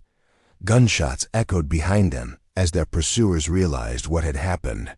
But the mercenaries would need time to climb down from their positions and reorganize their search. Time that Rachel and Joseph intended to use reaching Buttercup and putting as much distance as possible between themselves and their enemies. The mare was exactly where they'd left her, cropping grass with the stolid patience that had made her worth her weight in gold on the frontier. She accepted double riders again without complaint, though Rachel could feel the exhaustion in her stride as they resumed their desperate flight. "North," Joseph directed, pointing toward distant peaks that rose like cathedral spires against the morning sky. 2 days hard riding will put us across the territorial boundary. After that, we'll be in country where my people have the advantage. Will your horse strength hold out that long?" "She have to." Joseph's voice carried the flat certainty of someone who had moved beyond hope into simple determination. "Because the alternative is death for all of us." They rode through the morning and into the afternoon, following deer paths and creek beds that offered concealment from distant observers. Behind them, dust clouds marked their pursuers' progress, never quite disappearing but never quite catching up either. It had become a race between endurance and time, with the finish line somewhere in the unknown country ahead. As evening approached and Buttercup's stride began to falter from exhaustion, Rachel found herself wondering if they would live to see another sunset. The mercenaries behind them were relentless and professional, while ahead lay territory that might prove equally dangerous for different reasons. But beside her, Joseph sat straight despite his pain, his eyes fixed on the distant mountains that meant home and safety. Whatever waited for them in Blackfoot country, it had to be better than what pursued them from behind. It had to be, because they were almost out of alternatives. The war party found them at dawn. Rachel woke to the sound of unshod hooves moving through grass wet with morning dew, a whisper-soft rhythm that spoke of riders who knew how to move without disturbing the world around them. Beside her, Joseph was already sitting up, his hand raised in a gesture that meant silence and stillness. They had camped in a shallow depression surrounded by tall prairie grass, hoping to remain hidden until they could determine whether the Approaching riders were friend or foe. After 2 days of brutal riding with mercenaries on their trail, both were exhausted beyond caring about anything except reaching safety. Blackfoot, Joseph breathed, recognition in his voice as he caught sight of movement through the grass. War party, maybe 20 riders. Rachel felt her heart clench with a mixture of relief and terror. They had reached Joseph's people, but whether that meant salvation or a different kind of danger remained to be seen. She was a white woman in Blackfoot territory, and first impressions could determine whether she lived or died. The riders materialized from the grass like spirits given form, painted warriors on painted horses who moved with the fluid grace of men born to the saddle. Their leader was a young man, perhaps Joseph's age, his face marked with the geometric designs that spoke of recent victories in battle. When he saw Joseph, the warrior's expression shifted from wariness to something complex recognition, mixed with anger, relief tainted by disappointment. He spoke in rapid Blackfoot, his tone suggesting accusations or demands for explanation. Joseph answered in the same language, his voice carrying authority despite their desperate circumstances. Rachel couldn't understand the words, but she could read the body language and tension crackling between the two men. Whatever their relationship, it was complicated by more than simple tribal politics. "My brother," Joseph said quietly to Rachel, switching to English. "Running Wolf, he leads the war party that's been searching for me. Brother?" Rachel studied the warrior's face, seeing the family resemblance now that she knew to look for it. The same strong cheekbones and intelligent eyes, though running. Wolf's expression held a hardness that Joseph had never shown. "Younger brother, and my rival for leadership of our people." Joseph's voice was carefully neutral. "He believes I've been corrupted by white influence, that I'm no longer fit to guide our tribe." The conversation between the brothers continued in Blackfoot, growing more heated despite their lowered voices. Rachel caught occasional English words, white woman, betrayal, father, that suggested the discussion centered on her presence and its implications for Joseph standing among his people. Finally, Running Wolf addressed her directly, his English accented but clear. "You are the white woman who harbors my brother, who tends his wounds and shares his blanket." It wasn't exactly a question, but Rachel sensed her answer would carry enormous weight. "I am Rachel Whitmore. I found Joseph injured and gave him medical care, nothing more." "Nothing more?" Running Wolf's smile held no warmth. "You flee together across hostile territory. You fight beside him against enemies. You share dangers and hardships as warriors share them." His gaze moved between them with an uncomfortable perception. "This is nothing?" Rachel felt heat rise in her cheeks, understanding that denying her feelings for Joseph would be both futile and dishonest. "We've helped each other survive. We've become friends. Friends." Running Wolf repeated the word as if tasting something bitter. "White women do not have Blackfoot friends. They have husbands or they have victims." The crude assessment sent anger flashing through Rachel, but before she could respond, Joseph stepped between them. "Enough, brother. Rachel saved my life and asks nothing in return. She deserves respect, not insults. She deserves whatever fate protects our people," Running Wolf shot back. "And you deserve to remember who you are and where your loyalties lie." The confrontation was interrupted by a new sound, hoofbeats approaching from the south at a gallop. Their pursuers had finally caught up, drawn perhaps by the smoke from the war party's breakfast fires, or simply by relentless tracking. "Mercenaries," Joseph said sharply in Blackfoot, then switched to English for Rachel's benefit. 5 men, heavily armed, hunting us for bounty money." Running Wolf's expression shifted instantly from family politics to tactical assessment. Whatever personal grievances he harbored against his brother, external threats took precedence over internal disputes. He barked orders in Blackfoot that sent his warriors spreading through the grass in positions Rachel couldn't see but Joseph clearly approved of. They'll try to negotiate first, Joseph explained quietly. White men always assume they can buy their way out of trouble with Indians, and if they can't, then they'll discover what happens to men who hunt Blackfoot warriors on Blackfoot land. The mercenaries appeared at the edge of the grassland within minutes. 5 hard men who had pushed their horses to the limit in pursuit of their quarry. They reined up when they saw the war party, clearly recognizing that the tactical situation had shifted dramatically against them. Their leader, a grizzled man with sergeant's stripes on his army surplus jacket, rode forward under what he obviously hoped was a flag of truce. "We're looking for a white woman and an Indian who murdered 2 traders south of Helena," he called out. "Hand them over and there won't be any trouble." Running Wolf emerged from concealment slowly, his rifle held across his saddle in a way that suggested instant readiness rather than peaceful intentions. "This is Blackfoot land," he replied in careful English. "Your law has no power here. The woman is white. She's under our jurisdiction regardless of where we find her. The woman is under our protection. That makes her Blackfoot by adoption." Running Wolf's voice carried the finality of someone accustomed to having his decisions respected. "You will leave now, or you will not leave at all." Rachel felt a surge of gratitude toward Joseph's brother, even as she recognized the larger implications of his declaration. By claiming her as adopted Blackfoot, he was making a statement about tribal sovereignty that could have political ramifications far beyond their immediate situation. The mercenary leader clearly understood the stakes as well.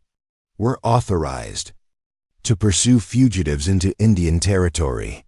We have papers from the territorial governor. Your papers mean nothing to the dead." Running Wolf's reply was matter-of-fact rather than threatening, which somehow made it more chilling. "You have 1 minute to decide whether you wish to test our resolve." The 5 mercenaries exchanged glances, obviously calculating odds that had turned strongly against them. 20 Blackfoot warriors on their home ground against 5 men with tired horses and limited ammunition was not a fight any sane person would choose, but these were not entirely sane men, and too much money was at stake for them to simply retreat empty-handed. Rachel saw the moment when their leader made his decision, his hand moving toward his rifle in the universal gesture of men who had chosen violence over wisdom. "Joseph!" she called out in warning, but the war party was already in motion. The fight was brief and savage. The mercenaries had experience and good weapons, but they were outnumbered 4-1 by warriors fighting on familiar ground. Within seconds, the grassland erupted with war cries and gunfire that sent birds exploding from their roosts in panicked clouds. Rachel found herself flat against the ground with Joseph's body shielding her from stray bullets, his rifle firing steadily at targets she couldn't see. Around them, the battle raged with intensity that made their earlier skirmish at Devil's Teeth seem like a minor disagreement. When the shooting stopped, 4 of the 5 mercenaries were dead, and the 5th was badly wounded, clutching a shattered arm while blood soaked through his shirt. The war party had suffered 1 casualty, a young warrior with a bullet graze across his ribs that looked painful but not life-threatening. Running Wolf stood over the wounded mercenary with the calm expression of a man considering practical problems. "Who sent you?" he asked in English. The mercenary's answer was a string of curses that revealed nothing useful. Running Wolf nodded as if this response had been expected, then spoke briefly in Blackfoot to one of his warriors. The young man stepped forward and said something to the wounded man that made his face go white with terror. "Last chance," Running Wolf said mildly. "Answer truthfully, or my cousin will show you how slowly a man can die when proper attention is paid to the process." The mercenaries' resistance crumbled with remarkable speed. "Helena Cattlemen's Association," he gasped. "They hired us through intermediaries. Said to bring back the Indian dead or alive, but the woman had to be silenced. Permanent-like. Why? Because she's seen papers. Evidence about who's really behind the whiskey trade." The wounded man's voice was growing weaker as shock set in. Important people in Helena, maybe even territorial officials. They can't afford to have her talking to newspapers or federal investigators. Rachel felt cold understanding settle in her stomach. The conspiracy was even larger than Joseph had suspected, reaching into the highest levels of territorial government. No wonder their pursuers had been so relentless. They were protecting people with enormous power and resources. "The papers," Running Wolf said, looking at his brother. "You still have them?" Joseph nodded, patting the oilskin packet he'd carried through all their trials. "Everything. Names, dates, money transfers, orders to flood Blackfoot territory with poisoned whiskey. Then we have what we need." Running Wolf's expression was grim with satisfaction. "Father will want to see this evidence, and the tribal council will need to decide how to respond." The wounded mercenary died while they were discussing what to do with the bodies, which simplified their decision considerably. The war party spent an hour erasing all traces of the fight, scattering the dead men's horses and burying the evidence in a way that would leave investigators with questions, but no answers. As they prepared to travel deeper into Blackfoot territory, Running Wolf approached Rachel with an expression she couldn't read. "You have proven yourself worthy of protection," he said formally. "My brother chose well in accepting your friendship." It was as close to an apology as she was likely to get, and Rachel accepted it graciously. "Thank you for standing with us against our enemies. I stand for Blackfoot interests. But perhaps ... double quotes, he glanced at Joseph, then back at her. "Perhaps those interests are broader than I first believed." The ride to the main village took most of the day, following river valleys and game trails that wound through the country more beautiful than anything Rachel had imagined. Rolling grasslands stretched to distant mountains, broken by stands of cottonwood and aspen that provided shade and shelter. Buffalo grazed in enormous herds that blackened entire hillsides, while elk and deer moved through the meadows in numbers that spoke of a land not yet touched by extensive white settlement. "It's magnificent," Rachel breathed, overwhelmed by the vastness and abundance of the territory. "This is what they want to take from us," Joseph said quietly. "Not just the land, but the life it makes possible. They can't understand that some things are worth more than money."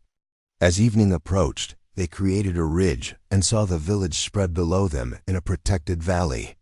Hundreds of lodges arranged in careful patterns, horse herds grazing nearby, smoke rising from countless cooking fires. It was larger than Rachel had expected, more organized, more prosperous looking than the desperate Indian camps she'd heard described by army officers and territorial officials. "Home," Joseph said simply, but his voice carried complex emotions. Relief at reaching safety, certainly, but also apprehension about how he would be received after his long absence and the changes that absence had wrought in him.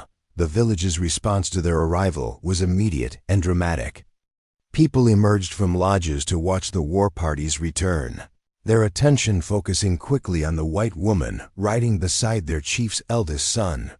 Rachel felt the weight of hundreds of eyes examining her, judging her, wondering what her presence meant for their people's future. An older woman broke from the crowd and ran toward them with a cry of joy that needed no translation. Joseph's mother, Rachel realized, seeing the family resemblance and the fierce love in the woman's face as she embraced her son. The reunion was brief but emotional, conducted in rapid Blackfoot that included frequent glances in Rachel's direction. Joseph's mother was clearly asking questions about the white woman, and Joseph's answers seemed to satisfy her curiosity, if not entirely allay her concerns. Finally, Joseph turned to Rachel and switched to English. "My mother, White Swan, welcomes you to our village. She says any woman brave enough to save her son's life is welcome in her lodge." Rachel dismounted carefully, aware that her next few actions would be closely observed and long remembered.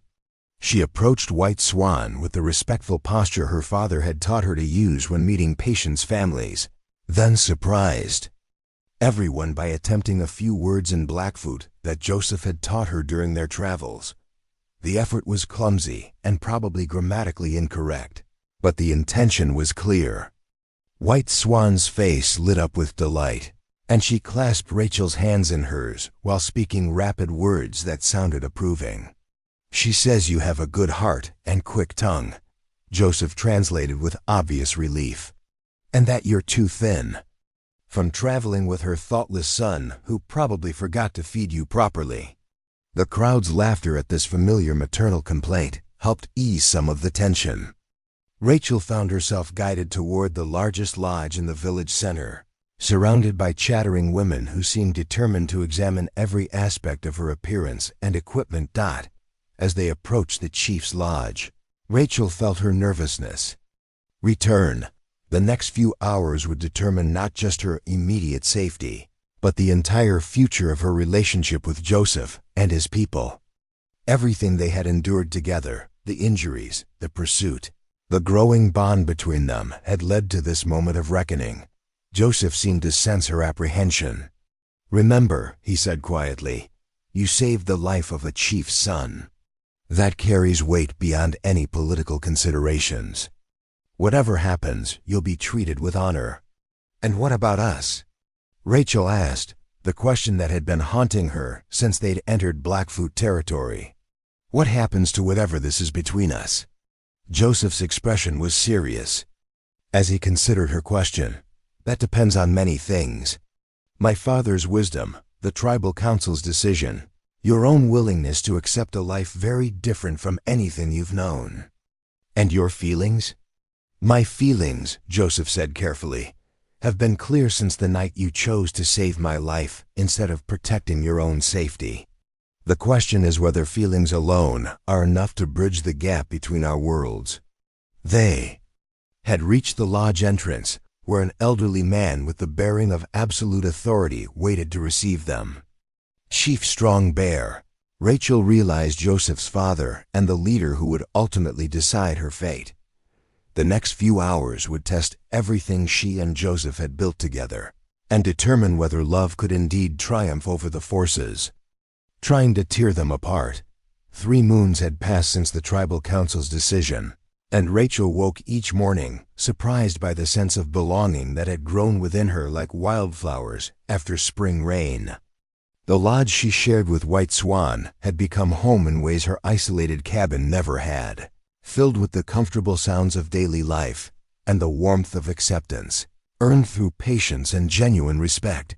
The autumn morning carried the crisp promise of winter, and Rachel stepped outside to find the village already bustling with purposeful activity. Women were preparing hides for the cold months ahead, children helped gather the last berries of the season, and men worked on weapons and tools that would see them through the harsh months to come. It was a rhythm she'd learned to appreciate, a communal effort that made survival not just possible but sustainable across generations. "Little doe who heals," called out Singing Bird, using the name the village had given Rachel after she'd successfully treated a difficult childbirth 3 weeks earlier. "My grandmother's cough has returned. Could you examine her?" The request came in careful English, mixed with Blackfoot phrases Rachel had been learning with determined enthusiasm. Her medical skills had proven her most valuable contribution to the community, bridging cultural gaps through the universal language of healing. She'd adapted her father's techniques to work with traditional Blackfoot remedies, creating a fusion approach that honored both medical traditions. "Of course," Rachel replied, gathering her supplies with the automatic efficiency that had developed over months of practice. Her medical bag now contained both her father's instruments and plant medicines prepared by the village's elder women, who had welcomed her knowledge while sharing their own generations old wisdom. As she walked through the village towards Singing Bird's lodge, Rachel marveled at how completely her life had transformed. The frightened widow who had once hidden in an isolated cabin seemed like a stranger now, replaced by someone who found purpose in serving a community that had embraced her despite every reason for suspicion. The tribal council's decision to accept her had not been unanimous or immediate. For 7 days and nights, The elders had debated her fate while she waited in careful isolation, knowing that their choice would determine not just her survival, but Joseph's standing among his people. The evidence she and Joseph had brought about the whiskey conspiracy had helped her cause, proving her value as an ally rather than simply a burden or threat. But it was her actions during those 7 days that had ultimately swayed the council. When a hunting accident had left a young warrior with a shattered leg, Rachel had worked for 18 hours straight to save both limb and life, using techniques that impressed even the most skeptical traditionalists. Her willingness to serve, without thought of personal benefit, had spoken louder than any formal arguments. Chief Strongbear's pronouncement had been characteristically direct. A woman who heals our wounded and asks nothing for herself has proven her worth. She may stay as long as she honors our ways and serves our people. The acceptance had come with conditions, of course. Rachel had agreed to learn Blackfoot customs and language, to respect tribal laws and traditions, and to understand that her relationship with Joseph would be subject to community approval. But these requirements felt less like restrictions than opportunities to become part of something larger than herself. Now, as she examined Singing Bird's grandmother and prepared remedies for the woman's respiratory ailment, Rachel reflected on how much she'd learned in 3 short months. Not just language and customs, but entirely new ways of thinking about healing, community, and the relationship between individuals and their environment. The willow bark tea will help with the inflammation, she explained to Singing Bird, mixing traditional ingredients with pharmaceutical knowledge. But she should also spend time in the sweat lodge to clear her lungs, and avoid heavy work until the cough subsides completely. The integration of medical approaches had become second nature, combining the best of both traditions in ways that often proved more effective than either alone. Rachel had taught the village women about wound cleaning and infection prevention, while they had shown her the healing properties of local plants and the importance of treating spirit as well as body as she finished her medical rounds. Rachel saw Joseph approaching from the horse herds where he'd been working with his brother, running Wolf. The relationship between the two men had evolved considerably since their tense confrontation during the rescue, transforming from rivalry into a partnership that strengthened both their positions within the tribe. "The council meeting?" Rachel asked, noting the formal expression Joseph wore when dealing with important tribal business. "This afternoon. Father wants to discuss the response to Helena's latest demands." Joseph's voice carried the weight of responsibility he'd fully embraced since returning home. "The territorial governor is threatening to send troops if we don't surrender the criminals who attacked his deputies." Rachel felt a familiar chill at the reminder that their past still threatened their future. The mercenaries' deaths had been discovered eventually, leading to increasing pressure from territorial authorities, who demanded justice for what they portrayed as unprovoked attacks on law enforcement officers. The fact that the dead men had been pursuing fugitives illegally seemed irrelevant to officials, more concerned with maintaining white authority than seeking actual justice. "What will your father decide?" "The same thing he's decided every time they've made demands," Joseph replied with grim satisfaction. "That Blackfoot justice is sovereign on Blackfoot land, and that white law has no power over our people or those we've chosen to protect."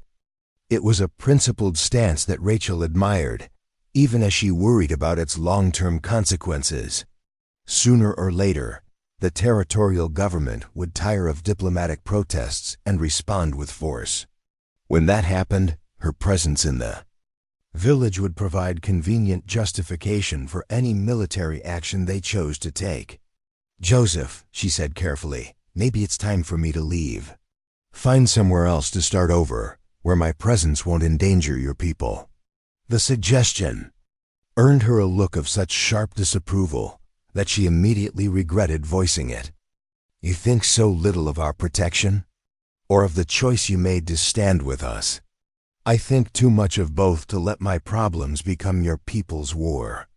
Your problems became our problems the moment we claimed you as Blackfoot, Joseph replied. Firmly, and your wisdom and skills have more than repaid any protection we've offered. The village is stronger with you here. They were interrupted by the arrival of White Swan, who emerged from her lodge with the purposeful expression Rachel had learned to associate with important announcements. Joseph's mother had become her strongest advocate among the village women, partly from gratitude for Rachel's care of her son, but mostly from genuine affection that had developed as they worked together. The preparations are ready, White Swan said in careful English, her eyes dancing with poorly concealed excitement.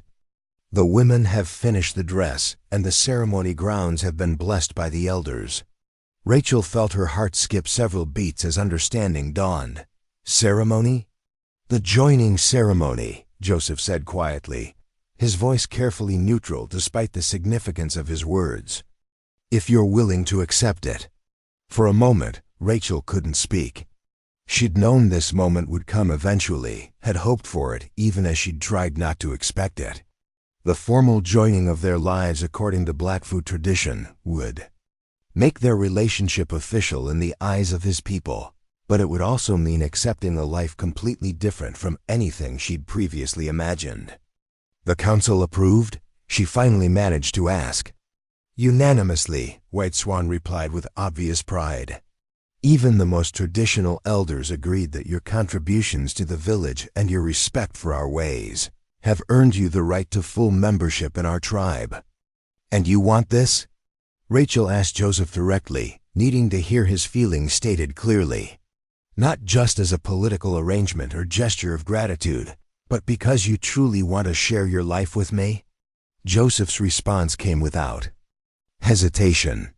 I've wanted it since the night you chose to save my life instead of protecting your own safety.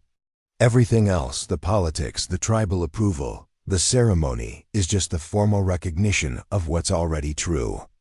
The declaration sent warmth flooding through Rachel's chest, confirmation of feelings that had been growing steadily despite the challenges they'd faced.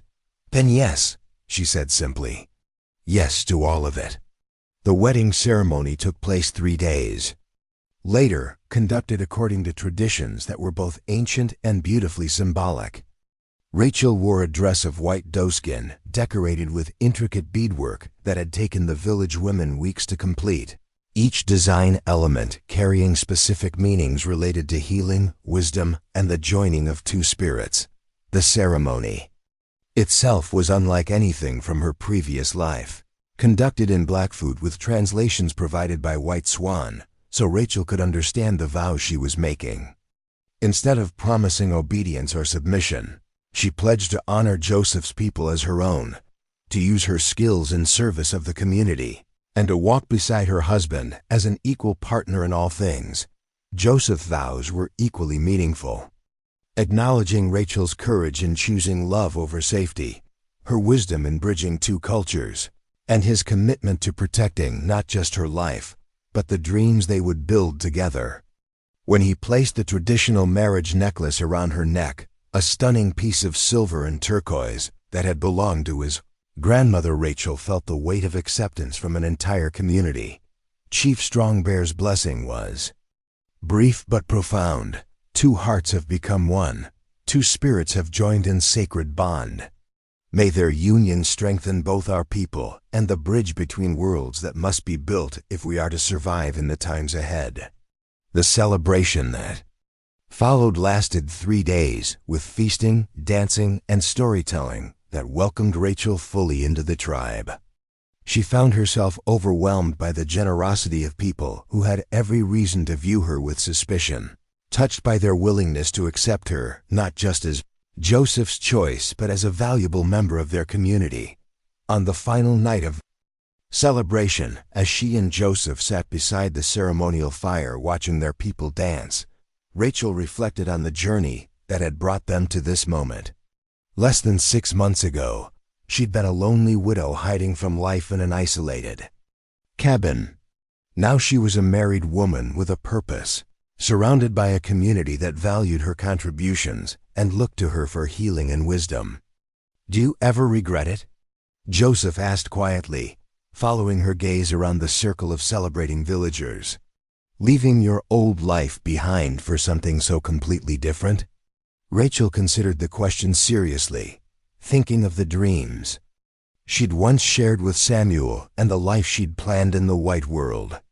That path would have offered certain kinds of security and familiarity, but it would also have meant returning to a society that had little place for independent women or unconventional choices.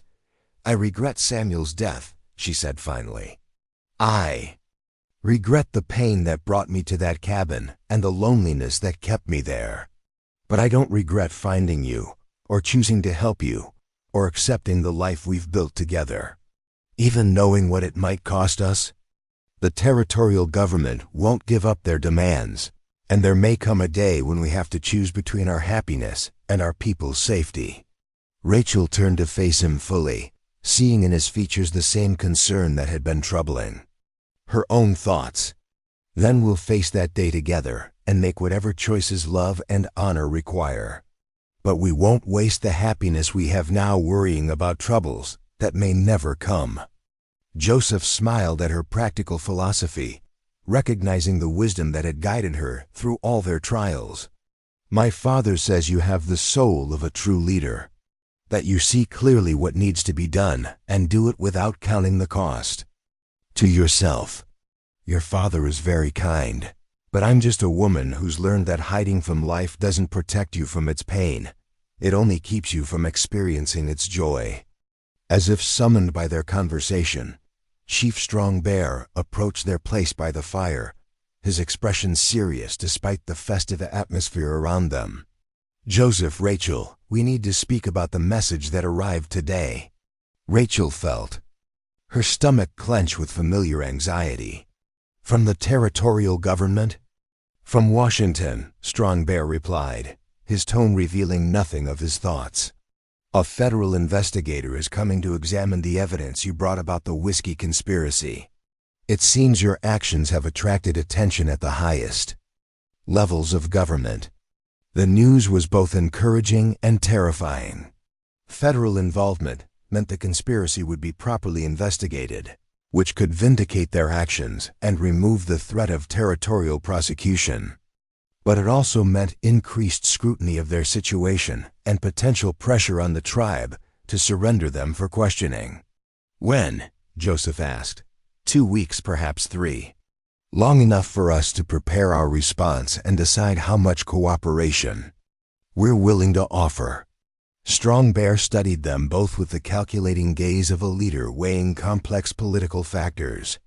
"The investigator specifically requested to interview both of you and to examine the original documents you recovered." Rachel exchanged glances with Joseph, understanding that their peaceful interlude was about to end. The federal investigation would force them back into the public eye, with all the risks and complications that entailed. "What do you recommend?" she asked the chief, recognizing his wisdom in navigating the treacherous waters between tribal sovereignty and federal authority.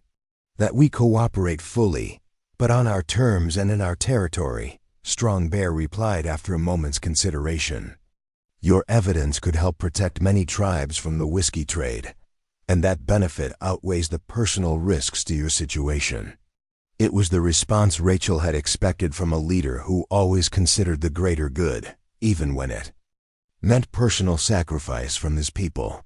"Then we'll do whatever you think best for the tribe. I was hoping you'd say that."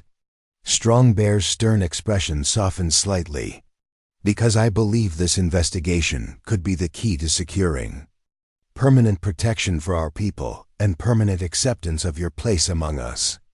As the evening wound down and the celebration gradually quieted, Rachel found herself looking toward a future that seemed both promising and uncertain. The federal investigation would test everything they'd built together, but it also offered the possibility of genuine resolution to the conflicts that had driven them together. Walking back to their lodge with Joseph, surrounded by the familiar sounds of their village settling into sleep, Rachel felt a deep sense of peace despite the challenges ahead. She had found her place in the world, beside a man who valued her strength and among people who respected her contributions. Whatever trials lay ahead, she would face them as part of a community that had chosen to call her daughter, sister, and healer. The stars above seemed unusually bright that night, as if the universe itself was celebrating the joining of two hearts that had found each other across impossible odds. And in the distance, barely audible above the night sounds, came the haunting call of wolves singing to the moon, a sound that no longer seemed threatening but welcoming, like the voice of the wild country that had become her home. Spring would come again, bringing new challenges and new possibilities. But for now, Rachel was content to rest in the warmth of love freely given and joyfully received, knowing that whatever came next, she would not face it alone. Up next, you've got two more standout stories right on your screen. If this one hits the mark, you won't want to pass these up. Just click and check them out. And don't forget to subscribe and turn on the notification bell so you don't miss any upload from us.